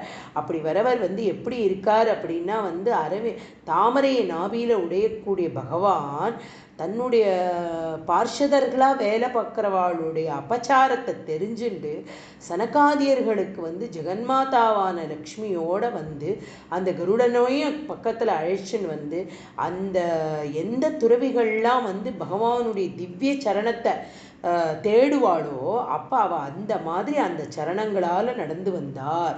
அதாவது எல்லா சனகாதியர்களாகட்டும் முனிவர்களாகட்டும் யாராக இருந்தாலும் ஒரு பக்தன் எதை வந்து விரும்புவான் அப்படின்னா பகவானுடைய பாதார விந்தங்களை தான் அவனுக்கு நமஸ்காரம் பண்ணணும். அந்த பகவானை எப்பவும் அந்த சரணாகதியவே அவன் பண்ணிட்டு இருக்கணும்னு பிரியப்படுறவன் எதை பார்ப்பான் முதல்ல அப்படின்னா பகவானுடைய பாதத்தை தான் பார்ப்பான். நம்ம பெருமாள் கோவிலில் போனாலே அர்ச்சகர் நமக்கு முதல்ல தீபாராதனை வந்து பெருமாளுடைய பாதத்தில் தான் காட்டுவார். முதல்ல பாத தரிசனம் பண்ணிக்கோங்கோ, அப்புறம் முக தரிசனம் பண்ணுங்கோ அப்படின்பா. ஏன்னா சரணாகதத்துவங்கிறது வந்து பாதார விந்தத்தில் தான் இருக்குது. அப்படிப்பட்ட அந்த பாதார விந்தங்களை தரையில் வச்சு அப்படின்னா என்ன, ஆதிசேஷன்லேருந்து இறங்கி ஸ்ரீயையும் அழைச்சிண்டு கருடனையும் அழைச்சிண்டு தன்னுடைய பீட்டத்திலேருந்து இறங்கி வெளியில் வரைக்கும் வந்துடுறார் பகவான் சனகாதியர்களை பார்க்கறதுக்கு, தர்ஷனம் கொடுக்கறதுக்கு. ஏன்னா அவருக்கு தெரியறது இந்த தப்பு இவா பண்ணினது மகா தப்பு அப்படிங்கிறது வந்து பகவானுக்கே புரிஞ்சுடுறது. வந்து அவளை வந்து தர்ஷனம் பண்ணுறதுக்கு வரார். அப்போ தர்ஷனம் கொடுக்க வரார். அப்படி வரும்பொழுது அவருடைய மகர குண்டலமும் அழகிய கன்னப்பிரதேசமும் அவருடைய நாசிகமும் ரத்னமயமான கிரீட்டமும் முக்தாகாரமும் கௌசுபத்தை போட்டுருக்கார். அதில் இருக்கக்கூடிய வனமாலையில் இருக்கக்கூடிய வண்டுகள்லாம் வந்து அப்படியே வனமாலையை சுற்றி சுற்றி வந்து வந்து வண்டுகள் வந்து ஹரிநாம சங்கீர்த்தனம் முன்னாடியே பார்த்தோம். அதே மாதிரி இப்போ பண்ணிட்டு இருக்கு. கைகளில் பெரிய கங்கணங்கள் போட்டுருக்கார். அதெல்லாம் அப்படியே பிரகாசிக்கிறது. அதோட வந்து தன்னோட வினத்தையோட புதல்வனாக இருக்கக்கூடிய கருடனையும் பக்கத்தில் வச்சுண்டு இப்படி வந்து ஒரு அருள் கட்டாட்சத்தை இந்த சனகாதியர்களுக்கு கொடுக்கிறார் அப்படிங்கிறத வந்து 5வது ஸ்லோகத்தில் அழகாக வந்து பட்டத்திரி சொல்கிறார். இப்போ அடுத்து 6வது ஸ்லோகம். பிரசாத்ய கீர்பிஹி ஸ்துவதோ முனீந்திரான் அனன்யநாதாவத பார்ஷதௌதௌ சம்பிரம்பயோகேன பவைஸ்திரிபிர்மாம் உபேதமீத்யாத கிருபம் நெகாதீஹி. இப்படி பகவத் சாட்சா்காரமாக இருக்கக்கூடிய பகவான் தன்னுடைய ஸ்ரீயையும் அழைச்சிண்டு வெளியில் வர காட்சியை பார்த்த உடனே தன்னறியாமல் அவளுக்கெல்லாம் ஸ்துவதக அப்படின்னா ஸ்தோத்திரம் வந்துவிடுறதான். முனீந்திராளுக்கு முனிசிரேஷ்டர்கள்லாம் சனகாதியர்கள் வந்து பகவானை வந்து கீர்த்திகி பகவானுடைய கீர்த்தியை வந்து ஸ்லோகங்களாக சொல்ல ஆரம்பிச்சுடுறா. அதை கேட்ட உடனே அவருக்கு வந்து இப்போ யார் நின்றுருக்கா அப்படின்னா அநாதர்களாட்டம் நிற்கிறாளாம். யார்? விஷ்ணு பார்ஷதர்களாக இருந்த இந்த ஜெய விஜயா. ஏன்னா இப்போ அவளுக்கு வந்து என்ன கிடச்சிருக்கு? சாபம் கிடச்சிடுத்து இல்லையா? இப்போ வந்து இவாளுக்கு வந்து இந்த பகவானை பார்த்த மாத்திரத்திலே இவாளுடைய கோபம் வந்து அப்படியே கரைஞ்சு போயிடுதான். கரைஞ்சு போனதுனால இவன் என்ன பண்ணுறான், இந்த 2 பேர்கள் மேலேயும் இருக்கிற கோபம் அவளுக்கு போயிடுது. இருந்தாலும் பண்ணின சாபம் பண்ணினது தானே இல்லையா? 3 ஜென்மங்களாக நீங்கள் வந்து என்னை உபேத்தம்னா என்னை வந்து நீங்கள் அடைவேள் அப்படிங்கிறத இங்கே பகவானும் அவளுக்கு சொல்கிறார். அப்படி சொல்லி அந்த பரம கிருப்பையால் அந்த பகவான் அதை சொன்னதை கேட்ட உடனே அவளுக்கு வந்து ரொம்ப சந்தோஷமாயிடுறது ஜெய விஜயாளுக்கு. அதாவது இதை வந்து ஒரு இதுவாக வாங்கிக்கலவா, ஒரு சாபமாக இதை எடுத்துக்கல. இதை வந்து ஒரு பெரிய பாக்கியமாக கருதுறாளாவா. அதை தான் வந்து சுக்கர் வந்து தன்னோட பாகவதத்திலையும் ரொம்ப அழகாக சொல்கிறார். எப்படி அப்படின்னா அவருடைய சௌந்தரியத்தை முதல்ல அழகாக சொல்லிட்டு இதே மாதிரி என்னெல்லாம் பூஷங்களோடு இருக்கார் பகவான் அப்படிங்கிறத வந்து சொல்கிறார். அவளுக்கு வந்து என்ன அப்படின்னா, ஹே அனந்தா, என்ன அப்படின்னா உன்னோட ஹிருதயத்தில் வந்து யார் வாசம் பண்ணினாலும் அவளுக்கு வந்து துஷ்ட சித்தம் இருந்தாலும் நீ வந்து என்ன பண்ணுவ அப்படின்னா அவளை எப்போவுமே உன்னோட இடத்துலையே வச்சுக்கணும்னு ஆசைப்படுவாராம். யார்? பகவான். ஏன்னா அதைத்தான் இப்போ பண்ண போகிறார் அவர் வந்து. அதனால வந்து இவர் என்ன பண்ணுறார் அப்படின்னா இந்த சனகாதியர்களால் சபிக்கப்பட்ட இந்த விஷ்ணு பார்ஷதர்களாக இருக்கக்கூடிய இந்த ஜெய விஜயாளுக்கு அனுகிரகம் பண்ணுறார். என்ன அனுகிரகம் பண்ணுறார் அப்படின்னா, இத்தனை ஸ்தோத்திரம் பாடின முனீஸ்வரர்கள், முனியாக இருக்கக்கூடிய சனகாதியர்களுடைய ஸ்தோத்திரத்தை கேட்டு ஆனந்தவயப்பட்ட பகவான் இவாளுக்கு சொல்கிறா, நீ என்ன அப்படின்னா, உங்களுக்கு நீங்கள் என்னையே பகவானே என்னையே ஸ்மரணம் பண்ணிண்டே நீங்கள் என்னோட கதி எனக்கிட்ட அடைந்து விடுவீர்கள் அப்படிங்கிற. நீங்கள் என்னை சேர்ந்துடுவேள். ஒரு தடவையும் ஒரு ஏன்னா 3 சாபம் 3 ஜென்மா எடுக்கணும்னா அவளுக்கு சாபம், ஒரு சாப விமோச்சனமும் உபேதம் என்னை நீங்கள் அடைஞ்சுடுவேள் அப்படிங்கிறத ரொம்ப அழகாக அங்கே சொல்கிற. அப்புறம் பகவான் என்ன பண்ணுறாராம், பாகவதத்தில் சுக்கர் ரொம்ப அழகாக சொல்கிறார். என்ன அப்படின்னா, யாரெல்லாம் பகவானை ஸ்துதி பண்ணுறா அப்படின்னா சாதாரண ஜனங்களாக இருக்கக்கூடிய நம்மளை மாதிரி இருக்கிறவா கேசவா, மாதவா, நாராயணா, முகுந்தா, மதுசூதனா, திரிவிக்ரமான்னு அப்படியே நம்ம நிறையா பகவானை இது சொல்லலாம் இல்லையா. எவ்வளவோ ஸ்லோகங்கள்லாம் சொல்லி நம்ம பகவானை நிறையா பிரார்த்தனை பண்ணுறது, பகவானுக்கு உள்ள ஸ்லோகங்கள் எல்லாம் சொல்லி பகவானை பிரீத்தி பண்ண வைக்கிறது அப்படிங்கிறதெல்லாம் நம்ம சாதாரண மனுஷாலாக இருக்கிறவா பண்ணுறது ஒரு பக்கம் இருக்கட்டும். ஆனால் பரமஹம்சர்களாக இருக்கக்கூடியவா, முன்னாடியே பகவானுடைய சாட்சா்காரத்தை அப்படியே சமாதியில் பார்த்தவா, அவள்லாம் கூட ஸ்துதி பண்ணுறாளே அப்படின்னா அவளுக்கு இப்போ பண்ணணும்னு அவசியம் இல்லை. இப்போ பகவானையே பார்த்தாச்சவா, பகவானாக இருக்கிறவா திரும்ப திரும்ப என்னத்த ஸ்லோகத்தை ஸ்துதி பண்ணிட்டு இருக்கணுங்கிறது அவசியம் இல்லைன்னு அர்த்தம் இல்லையா. அது என்ன அப்படின்னா, அவளும் தன்னிலை மறந்து பகவானையே ஸ்மரணம் பண்ணுவா அப்படிங்கிறதுக்கு யாரை இங்கே காட்டுறா அப்படின்னா வியாக்கியான கர்த்தாக்கள்லாம் நம்மளுடைய சதாசிவ பிரம்மேந்திராவை ஸ்மரிச்சுக்கிறா. அப்படிப்பட்ட பரமஞானி அவர், அவதூதர், ஜீவன் முக்தர், பெரிய மகான். அப்படிப்பட்டவர் என்ன அப்படின்னா, ராமனையும் கிருஷ்ணனையும் அவர் பாடாத ஸ்தோத்திரங்களே இல்லை இல்லையா. தன்னுடைய மனசை சொல்கிறார் இல்லையா, மனச சஞ்சரே பிரம்மணி மானச சஞ்சரே,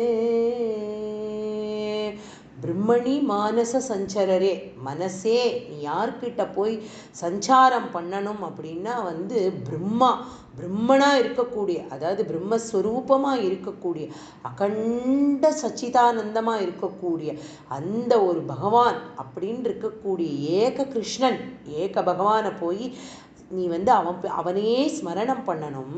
அவன் எப்படி இருப்பான் அப்படின்னா, மதஷிகி பிஞ்சா அலங்கிருத சிகுரே, தலையில் என்ன வச்சுட்டு இருக்கான், அபர்கா பீட்டம் நட்டவர வப்புகு கன்னிகா அந்த ஸ்லோகம் சொல்கிறா இல்லையா பாகவதத்தில்.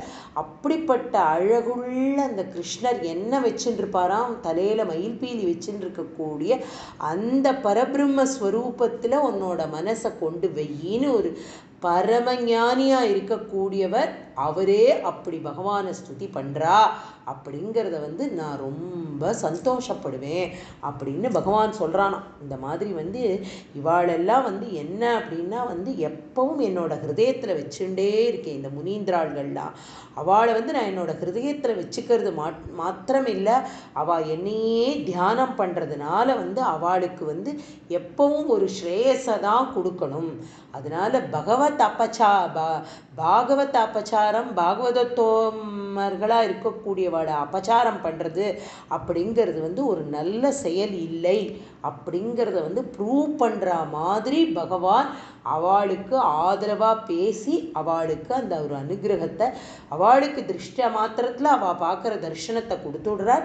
இருந்தாலும் ஜெய விஜயார்களுக்கும் தன்னையே ஹரிஸ்மரணம் பண்ணி அவள் எப்படி தன்னோட மோட்சத்தை அடைவா அப்படிங்கிறதையும் தன்னோட 6வது ஸ்லோகத்தில் அழகாக சொல்லிடுறார். 7வது ஸ்லோகம் பார்க்கலாம். त्वदीयभृत्यावत कश्यपातौ सुरारिवीरा उदितौ दिधौ द्वौ सन्ध्यासमुत्पादनकष्टचेष्टौ यमौ च लोकस्य यमाभिवान्यौ. நம்ம கொஞ்சம் ரீகலெக்ட் பண்ணிக்கணும் நம்மளுடைய பழைய பழைய பாடங்கள். அதே மாதிரி போன பிரசங்கத்தில் எல்லாத்துலேயும் நம்ம முன்னாடியே பார்த்தோம். பிரம்மா வந்து பிரஜாபதி அவளெல்லாம் வந்து சிருஷ்டி பண்ணினார். அதில் கஷ்யப்பர் அப்படிங்கிற ஒரு பிரஜாபதியும் சிருஷ்டி பண்ணினார். அவளுக்கு வந்து 2 மனைவிகள், திதி அதிதி அப்படின்னு 2 பேர் இருக்கா அவளுக்கு. அந்த 2 மனைவியோடு இருக்கார் அவர். அப்படி இருக்கிற இதில் வந்து இந்த அதை அப்புறம் சொல்கிறேன். திதி அதிதி அப்படிங்கிற 2 மனைவி இருக்கா. அதில் வந்து முன்னாடியே நான் சொன்னேன், இந்த கஷ்யப முனி வந்து சாயங்காலத்தில் வந்து சந்திகால நேரத்தில் தன்னுடைய அனுஷ்டானங்கள்லாம் பண்ணிண்டு நதி தீரத்தில் அப்படி பண்ணிட்டு இருக்கும்பொழுது வந்து திதிக்கு ஒரு ஆசை வந்துடுறது. தன்னுடைய கணவனோட வந்து ஒரு இன்பமான ஒரு நேரத்தை நம்ம கழிக்கணும், தனக்கு ஒரு குழந்தை வேண்டும் அப்படிங்கிற ஒரு ஆசை வந்துடுறது. அப்போ கஷ்யப முனி வந்து சொல்கிறார், அந்த பிரஜாபதி வந்து சொல்கிறார், அப்படி பண்ணக்கூடாதுமா, அது தப்பு அப்படின்னு சொல்கிறார். ஏன்னா இப்போ வந்து சூரியன் அஸ்தமானமாகிற சமயத்தில் சூரிய பகவான் ரதத்தில் அப்படி போயின்னு இருப்பார். இந்த பக்கத்துலேருந்து சந்திரன் வந்து வரக்கூடிய நேரம் இது. இந்த நேரம் வந்து பகவானை ஸ்துதி பண்ணுறதுக்கும் ஒரு விளக்கேற்றி ஸ்லோகம் சொல்லி அந்த மாதிரி எப்படி நம்ம யதார்த்த காலத்தில் இப்போ நம்ம கர்மாக்களை பண்ணிட்டு இருக்கோமோ அந்த மாதிரியான ஒரு சமயம் இது. இந்த சமயத்தில் இதை பண்ணக்கூடாது அப்படின்னு அவர் வந்து சொல்கிறார். ஆனால் திதி அதை வந்து ரசிச்சுக்கல. அதுக்காக அவளுடைய பிரேரணைக்காக அவளுடைய ஆசையை பூர்த்தி பண்ணுறதுக்காக கஷ்யபர் வந்து அவர் வந்து சந்தோஷமாக இருக்கார் அவளோட. அதனால அவள் கர்ப்பவதியாரா. அப்போ வந்து அவளுக்கு என்ன குழந்தைகள் பிறக்க போகிறது அப்படிங்கிறத வந்து, ஏன்னா இவள்லாம் மகா ரிஷிகள் இல்லையா, அவளுக்கு வந்து ஞானத்தை தவிர ஞானத்திலேயே ஊறி ஊறி ஊறி இருக்கிறவா. அப்படிப்பட்டவாளுக்கு இதெல்லாம் வந்து ஒரு தீர்க்கதர்ஷனமாக அவள் சொல்லக்கூடியவாளாக இருக்கிறதுனால அவர் என்ன பண்ணுறார் அப்படின்னா, அவர் வந்து சொல்கிறார், அம்மா இது ரொம்ப தப்பு அப்படிங்கிறத சொல்லியும் கேட்காம இருந்ததுனால இதனால நமக்கு பிறக்கக்கூடிய குழந்தைகள் துவீவ் அப்படின்ட்டு. அதாவது என்ன சொல்கிறார் அப்படின்னா, இதில் இந்த ஸ்லோகம் வந்து பட்டத்திரிஜியோட வந்து ரொம்ப ஒரு அபாரமான ஸ்லோகமாக இருக்குது. என்ன அப்படின்னா, சமஸ்கிருத ஞானமும் சமஸ்கிருத கிராமரும் நன்னா தெரிஞ்சவா இதை இன்னுமே நன்னா என்ஜாய் பண்ணுவான்னு நினைக்கிறேன். ஏன்னா எல்லாம் த்விவச்சனமாகவே போட்டிருக்கார் இந்த ஸ்லோகத்தில், எல்லாம் ரெட்டையாகவே போட்டுட்டே வந்திருக்கார். அப்படிப்பட்ட ஸ்லோகமாக இருக்குது. அந்த ஸ்லோகத்தில் அவர் வந்து என்ன சொல்கிறார் அப்படின்னா, இவாள்லாம் வந்து ஒரு சாத்வீக குணத்தோடு இருக்கக்கூடிய குழந்தைகளாக நமக்கு பிறக்கலை. இந்த 2 குழந்தைகள் பிறக்க போகிறது. அந்த 2ம் என்ன அப்படின்னா அசுர குணத்தோடு தான் பிறக்க போகிறது. இந்த 2 குழந்தைகளும் அசுர சுபாவத்தோடையே பிறந்து இதனால் என்ன அப்படின்னா நிறைய லோக்கங்களுக்கெல்லாம் கெடுதலை தரக்கூடியதாக இருக்குது இந்த குழந்தைகள் அப்படிங்கிறத வந்து அப்படின்னு அவர் வந்து சொல்கிறார். அதனால் வந்து என்ன அப்படின்னா, இவா எப்படி வந்திருக்கா அப்படின்னா, இவா வந்து ரொம்ப அழகாக சொல்கிறார், யமௌ அப்படிங்கிறார் இவாளை. இவாக என்ன அப்படின்னா, இவாளுக்கு வந்து இவாளே யமௌவாக இருக்காளாம். யமௌன்னா யமன்களாம். யமௌன்னா 2 குழந்தைகளாக பிறந்திருக்கா. இவாளே வந்து யமனுக்கு மேலே தொந்தரவு கொடுக்கக்கூடியவர்களாக இருக்க போகிறா அப்படிங்கிறத சொல்கிறார். யமௌன்னா இங்கே 2 குழந்தைகள்னு அர்த்தம். இருந்தாலும் இவா வந்து என்ன அப்படின்னா யமர்களுக்கே யமர்களாக இருப்பாளாம். இவா அந்த மாதிரி யமனுக்கே ஒரு சவால் விடக்கூடிய குழந்தைகளாக இருப்பா அப்படிங்கிற மாதிரி வந்து அந்த குழந்தைகளுக்கு வந்து சொல்கிறார். அப்போ வந்து என்ன ஆகிடுறது அப்படின்னா, இதையே வந்து பாகவதமும் சொல்கிறது ரொம்ப அழகாக. ஏதௌ சுரேதரகதிம் பிரதிபத்ய சத்ய சம்பிரம்ம சம்பிருத சமாத் அனுபத்த யோகௌ பூய சகாசமுப யாஸ்யத ஆசுயோவக ஷாபோ மயைவ நிமிதஸ்தததை ததவைத விப்ராஹாம். என்ன அப்படின்னா, இப்போ வந்து என்ன சொல்கிறார் அப்படின்னா, சனகாதியர்களை பார்த்து இந்த ஜெய விஜயாள்லாம் வந்து அசுரப்பிறவியை வந்து கோபாவசத்தினால, தன்னுடைய கோபத்தினால இந்த அசுர பிறவி வந்து இவாளுக்கு வர மாதிரியான ஒரு சாபத்தை இவா வாங்கிட்டா. இருந்தாலும் இவா என்ன அப்படின்னா ரொம்ப யோகசக்தி உடையவர்களாக இருப்பா. திரும்பவும் என்னோட சமீபத்துக்கு தான் இவ வரப்போறா. அதனால இவ என்ன அப்படின்னா எப்பவுமே பகவானை ஸ்தோத்திரம் பண்ணிகிட்டே இருக்கக்கூடிய, பகவானிடத்திலேயே தன்னுடைய மனசை வைக்கக்கூடியவாளாக இருக்கணும் இவா அப்படிங்கிறத வந்து சொல்கிற. இவாள்லாம் என்ன அப்படின்னா பகவானை பார்த்து ஸ்தோத்திரம் பண்ணிட்டு சனகாதியர்கள் என்ன பண்ணுறாரு அப்படின்னா பகவானை பிரதட்சிணம் பண்ணுறா. பிரதட்சிணம் பண்ணிட்டு பகவான் இடத்துல போயிட்டு வருவோம் அப்படிங்கிறத அவள்கிட்ட விடை பெற்றுண்டு இப்போ கிளம்ப போகிறா. வைகுண்ட லோக மகிமையை திரும்ப திரும்ப அவள் சொல்லிகிட்டே இருக்கா. ஏன்னா அப்படிப்பட்ட ஒரு இடத்துல பகவானை பார்த்தது அவளுக்கு அவ்வளோ சந்தோஷமாக இருந்தது. இப்போ பகவானுக்கு இந்த ஒரு க்ஷணம் போருமே, இந்த சனகாதியர்களோட சாபத்தை அப்படியே இல்லாமல் பண்ணுறதுக்கு, ஜெய விஜயாளுக்கு கிடைச்ச இந்த சாபத்தை இல்லாமல் பண்ணுறதுக்கு எவ்வளோ நேரம் ஆகும்? அது ஒரு நிமிஷம் போருமே. ஆனாலும் பகவான் என்ன சொல்கிறான் அப்படின்னா, எனக்கு எது மிகவும் இஷ்டமான காரியம் அப்படின்னா, எப்போவுமே என்னையே ஸ்துதி பண்ணிட்டு என்னையே பகவானை ஸ்தோத்திரம் பண்ணிட்டு இருக்கிறவாளை எனக்கு ரொம்ப பிடிச்சமான காரியம். அதனால நீங்கள் பயப்பட வேண்டாம். நீங்கள் என்னை எப்படி ஸ்துதி பண்ணினாலும் உங்களுக்கு க்ஷேமம் உண்டாகும் அப்படின்னு அவளை சொல்கிறார். சொல்லிட்டு என்ன பண்ணுறார் அப்படின்னா யோக நித்ரையில் ஸ்ரீமத் லக்ஷ்மி தேவியை நீங்கள்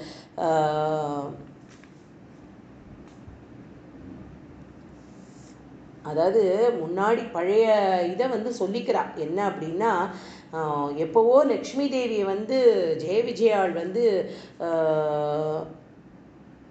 யோக நித்ரையில் இருந்த பொழுது லக்ஷ்மி தேவி பார்க்க வரும்பொழுது அவளையும் இவா தடுத்திருக்கா. ஏன்னா இவாளுக்கு என்ன அப்படின்னா, எப்போவுமே பகவானுடைய ஸ்மரணம், பகவானுக்கே கைங்கரியம் பண்ணிட்டு இருக்கணும் அப்படிங்கிற எண்ணம் இருக்கக்கூடியவா இந்த ஜெய விஜயா. அதனால அந்த ஒரு காரியத்தை அவள் பண்ணினா. அப்போவே இந்த சாபம் முன்னாடியே கொடுக்கப்பட்டிருக்கணும். ஆனாலும் இத்தனை நாள் கழித்து இப்போ இந்த சாபம் இவாளுக்கு கிடச்சிருக்கு. ஆனாலும் இவ என்ன பண்ண போகிறா அப்படின்னா, பகவானையே ஸ்மரணம் பண்ணக்கூடிய ஒரு அசுரர்களாக இருந்து பகவானிடத்துல போய் அடைவா அப்படிங்கிறத சொல்கிறா. அப்போ ஒரு ஆச்சாரியாள்கிட்ட ஒருத்தன் ஒரு சிஷ்யன் கேட்குறான். என்ன அப்படின்னா, யோக சக்தியாக இருக்கட்டும், நான் பகவத் பக்தி பண்ணுறேன், நவவித பக்தியில் ரொம்ப ஸ்ரேயஸாக இருக்கக்கூடிய தியானம் பண்ணுறேன், பூஜை புனஸ்காரம் பண்ணுறேன், எல்லாம் பண்ணி இந்த பகவானை அடையிறது அப்படிங்கிறது அப்படி ஒரு துர்லபமாக இருக்கே, அது ஒரு சுலபமான சமாச்சாரமாக இல்லையே. ஆனால் இந்த அசுராள்கள்லாம் இப்படி அடைஞ்சுடுறாளே, இப்படி அடைஞ்சிடுற அவளுக்கு அவளுக்கும் நமக்கும் என்ன வித்தியாசம் அப்படின்னு கேட்கும் பொழுது ஆச்சாரியால் சொல்கிறாராம். என்ன சொல்கிறார் அப்படின்னா ரொம்ப அழகாக அந்த சிஷ்யனுக்கு புரிய வைக்கிறார். என்ன புரிய வைக்கிறார் அப்படின்னா, பகவானை ஸ்துதி பண்ணுறது அப்படிங்கிறதும் பகவானை தியானம் பண்ணுறதும் அப்படிங்கிறது ஒரு சுவாபீகமான குணமாக இருக்கணும், ஒரு சாத்வீகமான எண்ணமாக இருக்கணும். அதை என்றைக்கும் ஸ்மரணை பண்ணிகிட்டே இருந்து பகவானுடைய திருவடியை அடையிறது அப்படிங்கிறது ஒரு மோட்சகதி. ஆனால் இப்போ பகவானை நிந்தனையே பண்ணி பண்ணி பகவானுக்கு தொந்தரவு கொடுத்துண்டு இந்த லோகத்துக்கெல்லாம் கஷ்டத்தை கொடுத்துண்டு இருக்கக்கூடிய துஷ்டர்களை என்ன பண்ணுவான் பகவான் அப்படின்னா, எத்தனை நாளைக்கு விட்டு வைப்பான்? இவாளை விட விட என்ன ஆகிடும்? ஒரு ராவணன்னா இன்னொரு 100 ராவணன் வந்துடுவான் இல்லையா? இன்னும் 10 அசுராள்கள்லாம் உற்பத்தி ஆகிடுவா. இதனால் இந்த அசுரர்களெல்லாம் சம்ஹாரம் பண்ணி அவளை ஆனாலும் அதுதான் பகவானுடைய காருண்யம். பகவானுடைய காருண்யம் என்ன அப்படின்னா, இந்த லோகத்தில் அவனால் சிருஷ்டிக்கப்பட்ட அத்தனை ஜீவராசிகளுக்கும் அன்பு, பிரேமை, பிரியம், இதை தவிர பகவானுக்கு வேறு எதுவுமே இல்லை. அதுதானே அப்படிப்பட்ட ரூபம், ஆனந்த ஸ்வரூபம் அப்படின்னு ஏன் சொல்கிறோம்? சாந்திரா சாந்திரா சாந்திரான் திருப்பி திருப்பி அந்த வார்த்தையை பட்டத்திரி போட்டுட்டே இருக்காளே. சாந்திரானந்த பாவமாக இருக்கக்கூடிய பகவான் எல்லாருக்கும் அனுகிரகத்தை தவிர வேறு எதுவுமே நினைக்கக்கூடியவராக இருக்காது அந்த வஸ்து அப்படிங்கிறது தான் இந்த இடத்துல பிரகடனப்படுத்துகிறார். இது மாதிரி ஜெய விஜயாள் அவளை எப்படியும் கரை சேர்க்கறதுக்கு ஒரு சாபம், ஒரு வியாஜ்யமாக ஆயிடுத்து, அவ்வளோதானே தவிர வேறு ஒன்றும் இல்லை. அப்போ அவர் சொல்கிறார், அந்த ஆச்சாரியாள் தன்னுடைய சிஷ்யனை பார்த்து சொல்கிறார், இந்த மாதிரி பகவானை அடையிறவாளுக்கும் இப்படி நிகிரகம் பண்ணி போரும், இவன் இதோட போரும், இவனுடைய காலம் ஆயிடுத்து, இப்போ நான் கிளம்பி இவனை வதம் பண்ணி இவனை என்னுடைய இடத்துக்கு நான் அழைச்சிண்டு போயிடணும்னு பகவான் அழைச்சிண்டு போகிறதுக்கும் வித்தியாசம் இல்லையா? அதனால் அந்த ஒரு ஸ்திதியில் போய் பகவானை தியானம் பண்ணணும் அப்படின்னு நினைக்காத. பகவான் நல்ல மனசு, நல்ல ஹிருதயம், எல்லாத்தையும் நமக்கு நல்லதே கொடுத்துருக்கார். நல்லதே நினச்சி நல்ல குணங்களோட பகவானை பிரார்த்தனை பண்ணி அதுலேயே நமக்கு நல்ல கதி கிடைக்கும் அப்படிங்கிறத ரொம்ப அழகாக அந்த ஆச்சாரியால் தன்னுடைய சிஷ்யனுக்கு புரிய வைக்கிற அதை ஒரு சின்ன வியாக்கியானகர்த்தா சொன்னதை ஷேர் பண்ணிடணும். அந்த மாதிரி பகவானை இப்போ 7வது ஸ்லோகத்தில் இவ்வளோ அழகாக அதில் இன்னும் நிறையா சுகர் இந்த ஸ்லோகத்தை அடிப்படையாக வச்சு சுகரோட பாகவத ஸ்லோகத்தை அடிப்படையாக வச்சு தான் நம்மளுடைய பட்டத்திரி இவ்வளோ அழகாக 4 வரியில் இவ்வளோ அழகாக அந்த ஸ்லோகத்தை கொடுத்துருக்கார். இப்போ அடுத்த ஸ்லோகம் என்னன்னு பார்க்கலாம். 8வது ஸ்லோகம். ஹிரண்யபூர்வ கஷிபு கிளைகக பரோ ஹிரண்யாக்ஷ இதி பிரதீதக உபௌ பவன்னாதமசேஷலோகம் ருஷான்யருந்தாம் நிஜவாசனாந்தௌ. என்ன அப்படின்னா பகவான் என்ன சொல்கிறார், ஹிரண்யபூர்வமான, அதாவது ஹிரண்யகஷிப்புன்னு ஒருத்தனும் ஹிரண்யாக்ஷன் அப்படின்னும் ஒருத்தனும். ஹிரண்யகஷிப்பு அப்படிங்கிறவனுக்கு எதனால் அந்த பேர் அப்படின்னா, தங்கத்தை வார்த்து ஊற்றினா ஒரு உடம்புல எப்படி இருக்கும், அப்படியே தக தக தக தக தகன்னு அப்படி இருப்பானா. ஹிரண்யம்னாலே ஸ்வர்ணம் தானே அர்த்தம் இல்லையா? ஸோ அப்படிப்பட்ட ஒரு சரீரத்தை உடையவனாக இருக்கக்கூடியவன் ஹிரண்யகஷிப்பு. இன்னொன்று அவனுக்கு உடன்பிறப்பாக இன்னொருத்தன் பிறந்திருக்கான் இல்லையா, ஹிரண்யாக்ஷன் அப்படின்னா அவனுக்கும் தங்கமான கண்களாம், அதாவது தங்கத்தால் ஆன கண்கள் மாதிரியான ஒரு கண்களாம் அவனுக்கு. இவாள்லாம் அசுரார்களே இவ்வளவு அழகாக இருக்கா அப்படிங்கிற மாதிரி வர்ணனையை சொல்கிறார் அவர்.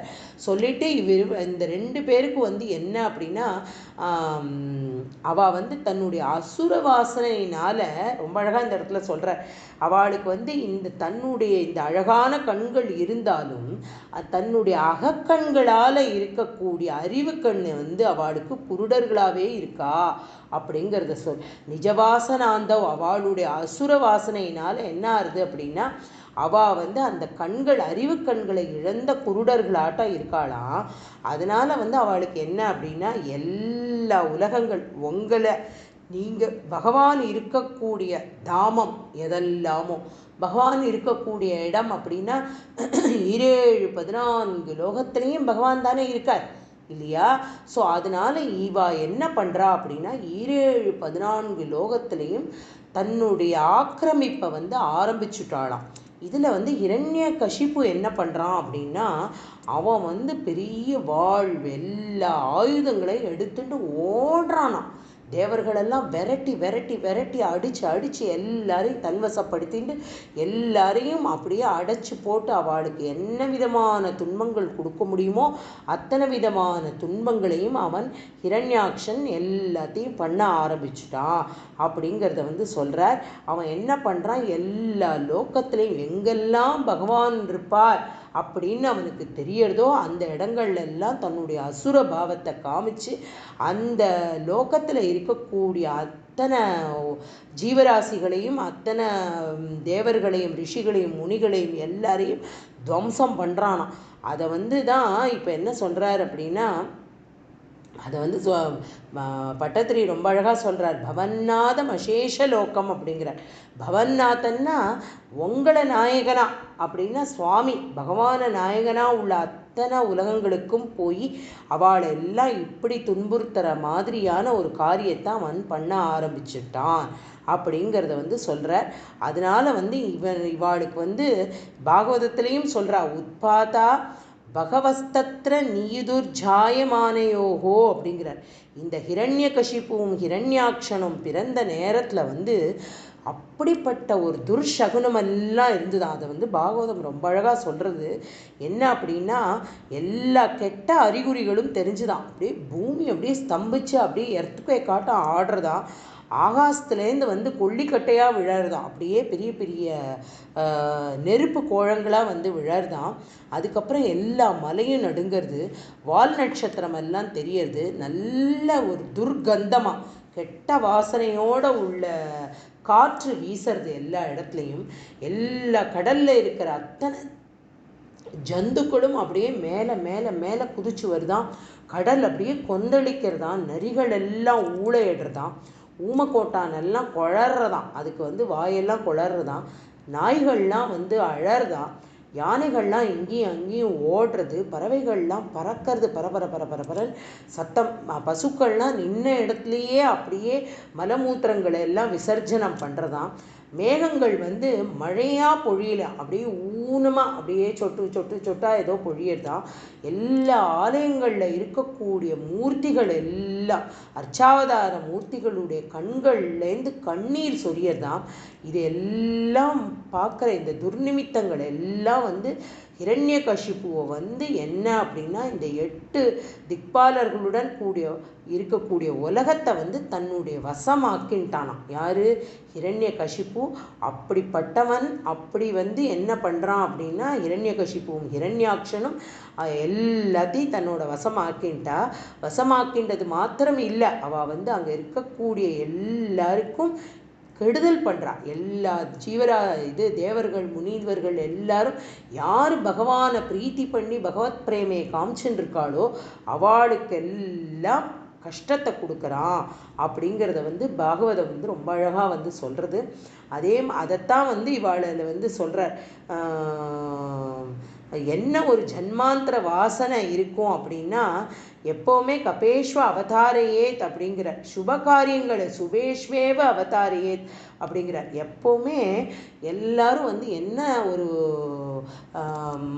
மனசில் வச்சுக்கணும் அப்படின்னா நல்ல காரியங்களில் வந்து மனசை லயிக்க விடணும் அப்படிங்கிறார். பாகவதத்தில் வந்து அந்த இடத்துல அவர் வந்து போடுறாரு என்ன அப்படின்னா எப்போவுமே நம்ம வந்து நல்ல எண்ணங்கள் நல்ல புத்தி சத்புத்தி இதோடையே இருந்தால் தான் நம்ம என்றைக்கும் பகவானுடைய அந்த வாசனை அந்த சத்கர்ம வாசனை நமக்குள்ளே இருக்கணும்.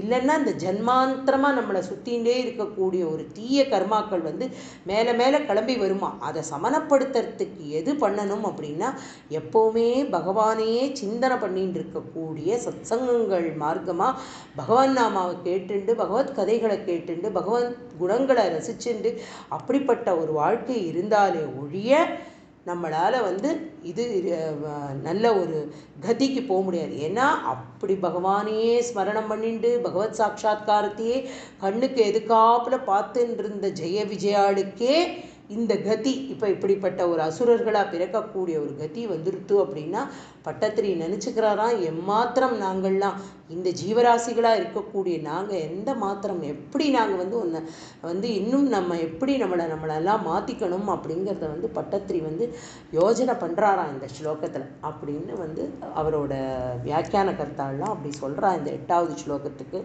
வந்து 9வது ஸ்லோகம். तयोर्हिरण्याक्ष महासुरेन्द्रो रणाय धावन्ननवाप्तवैरी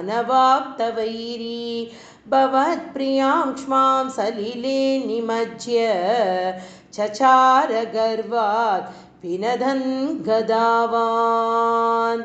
இந்த 2 பேரில் வந்து இந்த ஹிரண்யாக்ஷன் என்ன பண்ணுறான் அப்படின்னா அவன் வந்து அசுரனுக்கே தலைவனாட்டம் இருக்கானான். எப்போ பார்த்தாலும் சண்டை போடுறதுக்கு அப்படி தயார் நிலையில் இருக்கானான். எங்கெல்லாம் அப்படின்னா அலையறானா தேடுறானா எந்த இடத்துல இந்த நாராயணன் இருக்கான் எந்த இடத்துல இந்த நாராயணன் இருக்கான்.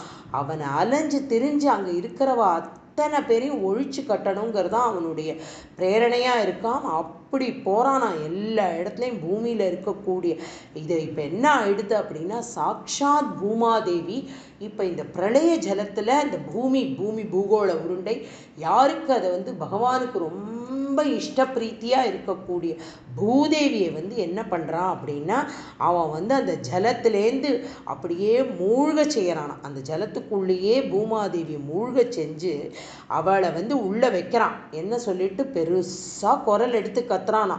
கையில் கதையை வச்சுட்டு இருக்கானா. வச்சுட்டு என்ன வந்து பண்ணுறான் அப்படின்னா கையில் வச்சுட்டு நான் பகவானை தேடிண்டு அலையறானான். எல்லா இடத்துலையும் போய் சண்டை போடுறானா. சண்டை போட்டுட்டு அவன் வந்து என்ன அப்படின்னா எப்போ பார்த்தாலும் இந்த அசுரன் கையில் கதை இருக்குது, காலில் வந்து பெரிய பாதசரத்தை போட்டுருக்கான், வைஜெயந்தி மாலையும் அணிஞ்சுட்டுருக்கான். இருந்தாலுமே அவனுக்கு வந்து என்ன அப்படின்னா அசுரன் இல்லையாவான். அதனால் அதிகமான கர்வம் இருக்கு அவனுக்கு. தேவலோகத்தில் போய் தேவர்கள் எல்லாம் போருக்கு கூப்பிடுறான். அதனால பயந்த தேவர்கள்லாம் என்ன பண்ணுறா அப்படின்னா பீதா வீதா நிலில் இரே தேவாகா தாஷ்யத்ரஸ்தா இவாகயக அப்படின்னா அவள்லாம் வந்து எப்படி கருடனை பார்த்து பாம்பெல்லாம் அப்படி நடுநடுங்கி போகுமோ அந்த மாதிரி இந்த ஹிரண்யாக்ஷனை பார்த்து தேவர்கள்லாம் நடுங்கிறாளாம். யாரும் சண்டைக்கு வரலையாம். ஒருத்தருக்குமே சண்டை போடுறதுக்கு இஷ்டமே இல்லையாம். அதனால இவன் என்ன பண்ணுறான், இந்த சமுத்திரத்துக்குள்ளெல்லாம் போகிறானான். போய் எல்லாத்தையும் கலக்கிறான். கலக்கிட்டு தன்னோட பெருமூச்சினால் பெரிய பெரிய அலையாக வருதான். அத்தனை அலையும் வந்து தன்னோட கதையால் அடிக்கிறானா எல்லா அலையும். அப்படி ஒரு என்ன சொல்கிறது, ஒரு அசுரன் தானே அவன். அதனால் வந்து அவனுக்கு என்ன பண்ணணும்னு தெரியல. அப்போ வந்து என்ன பண்ணுறான் அப்படின்னா, ஜலத்தில் வாழ்கிற எல்லா பிராணிகளுக்கும் தலைவனாகவும் இருக்கக்கூடிய வருணதேவனை பார்த்து விடுறான். வருணதேவனை பார்த்துட்டு அவரை வந்து கேலியாக சண்டைக்கு வா, என்னோட வந்து சண்டை போடு அப்படின்னு சொல்லி கூப்பிடுறானா.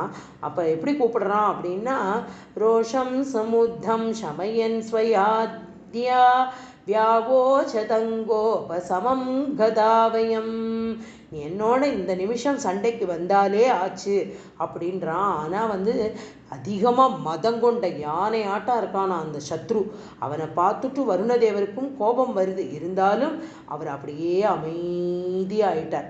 மனசை அமைதிப்படுத்திட்டு என்ன சொல்கிறார், அவனை வந்து ஒரு நண்பனே அப்படின்னு கூப்பிடுறாராம். ஒரு சகாவா அவனை வந்து நினச்சிக்கிறாராம். யார, ஹிரண்யாக்ஷனை வருண பகவான் நினச்சிட்டு சகா அப்படின்னு கூப்பிட்டுட்டு அவனை சொல்கிறாராம், எனக்கு வந்து உன்னோட யுத்தம் பண்ணுறதுல எந்த ஆசையும் இல்லைப்பா. நாங்கள் வந்து இந்த யுத்தமெல்லாம் விட்டுட்டு சாந்தி மாத்திரமே எங்களுக்கு இருக்கணும் அப்படிங்கிற ஒரு எண்ணத்தில் இருக்கக்கூடியவா நாங்கள். இப்போ பூமியே அப்படியே, அதனால் அவன் என்ன பண்ணிட்டான், இந்த பூமியவே ஜலத்துக்குள்ளே அப்படியே அமுக்கினதுனால உலகம் பூரா வெறும் ஜலமயமாக இருக்கான். எங்கே பார்த்தாலும் வெறும் கடல் அப்படியே பொங்கி பொங்கி வருதான். அப்போ இவன் என்ன பண்ணுறான், திரும்ப இப்படியே போய் எல்லாரையும் வதம் பண்ணுறதுக்காக போகும்பொழுது நாரத முனிவரை பார்க்குறான். அவரையும் நமஸ்காரம் பண்ணுறான். அப்போ வந்து தனக்கு எதிரியாக சண்டை போடுறதுக்கு யார் அப்படி இருக்கா அப்படின்னு கேட்டதுக்கு அதுக்கு நாரதர் வந்து சொல்கிறார், ரசாதலம் அப்படிங்கிற இடத்துல நீ பூமியை வச்சிருக்கிறது வந்து ஸ்ரீமன் நாராயணனுக்கு நன்னா தெரியும். அவரோட நீ சண்டையிடுறது தான்ப்பா உனக்கு உச்சிதம் அப்படின்னு வந்து நாரதருக்கு வந்து எப்போவுமே இந்த பெருமை உண்டு. என்ன பெருமை அப்படின்னா, எப்பவும் பகவானுடைய பிரீத்தியை சொல்லக்கூடியவர் நாரதர்.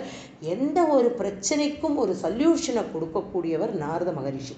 அதனால வந்து இப்போ ஹிரண்யாக்ஷனை வதம் பண்ணணுமே, அதை வந்து எப்படி ஒரு நிமித்தமாக கொண்டு போகிறார் அப்படின்னா, ஹரே விதித்வா கதிமங்க நாரதா திரசாதலம் நீர் விவேஷ துவரான்விதக அப்படின்னு நாரதர் வந்து இதை வந்து அவனுக்கு காமிச்சு கொடுக்குறார். அவன் உடனே என்ன பண்ணுறான், அவனை வந்து நாரதரை ஒரு நமஸ்காரத்தை பண்ணுறான் ஹிரண்யாக்ஷன். பண்ணிட்டு என்ன பண்ணுறார் அப்படின்னா, இந்த அசுரனுக்கு இவ்வளோ வலிமை இருக்கிறத வந்து ரொம்ப அழகாக நம்மளோட பட்டத்திரி வந்து ஒரே வரியில் அழகாக சொல்லிடுறார். ஹிரண்யாக்ஷ மகாசுரேந்திர அனவாப்த வைரி அப்படிங்கிறார். அப்படிப்பட்ட வலிமை இருக்கக்கூடிய இந்த அசுரனையும் ஸ்ரீ பகவான் வதம் பண்ண போகிறார் அப்படிங்கிறத வந்து இந்த இடத்துல வந்து சொல்கிறார். அதனால் பகவானுடைய அனுகிரகம் எதுவுமே மனுஷ பலத்துக்கும் அது சித்திக்காது, அசுர பலத்துக்கும் அது சித்திக்காது. ஏன்னா பகவானுடைய அனுகிரகம் இருந்தால் தான் எந்த பலமாக இருந்தாலும் சித்திக்கும். அது அசுர பலமாகவும் இருக்கலாம், மனுஷ பலமாகவும் இருக்கலாம். எதுக்குமே பகவானுடைய அனுகிரகம் இருந்தால் தான் சித்திக்கும். அப்படிங்கிறதுனால வந்து ஏன் இந்த இடத்துல இந்த வார்த்தையை சொல்கிறார் அப்படின்னா, இப்போ ஹிரண்யாக்ஷனுடைய இந்த அதீத பலம் வந்து செல்லுபடி ஆக போகிறது இல்லை பகவானிடத்தில் அப்படிங்கிறது தான் வந்து சொல்கிறார். இப்போ வந்து என்ன பண்ணுறான் அப்படின்னா, ஹிரண்யாக்ஷன் வந்து ஹரியை தேடிட்டு போகிறான். தத்தோ ஜலேஷாத் சதிருஷம் பவந்தம் நிஷம்ய பப்ராமகவேஷயம் ஸ்வாம் பக்தைகத்ருஷ்ய சகிருபாநிதே த்வம் நிருந்திரோகான் மருதாலயேஷ. கருணைக்கடலாக இருக்கக்கூடிய கிருபா சமுத்திரமே அப்படின்னு கூப்பிடுறார் பட்டத்திரி வந்து குருவாயூரப்பனை பார்த்து. அப்போ அவன் என்ன பண்ணுறான் அப்படின்னா, தனக்கு யாருக்குமே ஒப்பானவனாக யுத்தம் பண்ணுறதுக்கு யாரும் இல்லை அப்படிங்கிறதுனால வந்து அவன் வந்து அப்படியே போய் பகவானை பார்க்கறதுக்காக தேடுறான், பகவானை வந்து தேடுறான். அப்படி தேடுறதுனால எங்கே போய் பார்க்க போகிறான் அப்படிங்கிறத வந்து நாரதர் சொன்னதுனால அந்த இடத்துல ரசாதளத்தில் போய் பார்க்கறதுக்காக அதுக்கான ஸ்லோகத்தை வந்து பாகவதத்தில் ரொம்ப அழகாக சொல்கிறா. பஷ்யாமி நான்யம் புருஷாத் புராதனாத் யசம்யுகே த்வாம் ரணமார்க கோவிதம் ஆராதயேஷ்யத்யசுரர்ஷபேஹிதம் மனஸ்வினோயம் கிருணதே பவாத்ரிஷாக. அதனால் வந்து உனக்கு சமமானவர் யார் அப்படின்னா ஆதி புருஷனாக இருக்கக்கூடிய பகவான் தான். அதனால் நீ அவரையே போய் பாரு, அவரையே அடைவாய் அப்படின்னு வந்து நாரதர் சொன்னதும் அதே வாக்கியத்தை தான் வருணனும் இப்போ வந்து சொல்கிறார். அதனால் வந்து இந்த வீரர்கள்லாம் நீங்கள் பகவானை ஸ்தோத்திரம் பண்ணுறவாளாக இருந்தாலுமே இந்த இடத்துல நான் ஜலேஷாத் அப்படிங்கிறார். எதுக்கு அப்படின்னா ஜலத்திற்கு அதிபதியாக இருக்கக்கூடிய வருணன் அப்படிங்கிறார். மேற்கு திக்குக்கு அதிபதியாக இருக்கக்கூடிய வருணன். அப்புறமா என்ன அப்படின்னா எல்லா இந்த திக்குகள் இதுக்கெல்லாம் இருக்கக்கூடிய ஜலேஷாத்னா இந்த இடத்துல ஜலப்பிரவாகமாக இருக்கிறதுனால அந்த வருண பகவான் வந்து அதற்கான அதிபதி கிட்ட போய் தான் அவன் கேட்குறாங்கிறத வந்து சொல்கிறார். இந்த இடத்துல வந்து பக்தைக திருஷ்யக அப்படிங்கிற ஒரு பதத்தை போடுறார். என்ன பதம் அப்படின்னா எந்த ஞானிகளுக்கும் எட்டாத பகவான். எத்தனை நாம சங்கீர்த்தனம் சொல்லி சொல்லி சொல்லி எத்தனை நாமங்களை சொல்லி பாடி பகவான் வந்து பக்தர்களுக்கே தான் புலப்படுவார் அப்படிங்கிறது தான் தெரியறது. ஏன்னா இந்த இடத்துல வந்து ஹிரண்யாக்ஷன் வந்து என்னன்னா பார்ஷதனாக இருந்திருக்கான். எங்கள் வைகுண்டத்தில் பார்ஷதனாக இருந்ததுனால அதனுடைய பலன் இப்போ யாரை அவன் பார்க்க போகிறான் அப்படின்னா வராகமூர்த்தியாக அவதாரம் பண்ணக்கூடிய பகவானை இப்போ பார்க்கக்கூடிய பாக்கியம் அவனுக்கு கிடைச்சிருக்கு. மேலும் வந்து இந்த இடத்துல வந்து நிருந்திரோகான் அப்படிங்கிறார் நாராயண பட்டத்திரி. தன்னுடைய ரோகத்தை மாத்திரமில்லை பக்தர்களுடைய ரோகங்களையும் போக்குறதுக்காகவே பிரார்த்தனை பண்ணிக்கக்கூடிய பகவான்கிட்ட இதையும் அவர் வந்து சொல்கிறார். எப்படி அப்படின்னா இந்த மாதிரி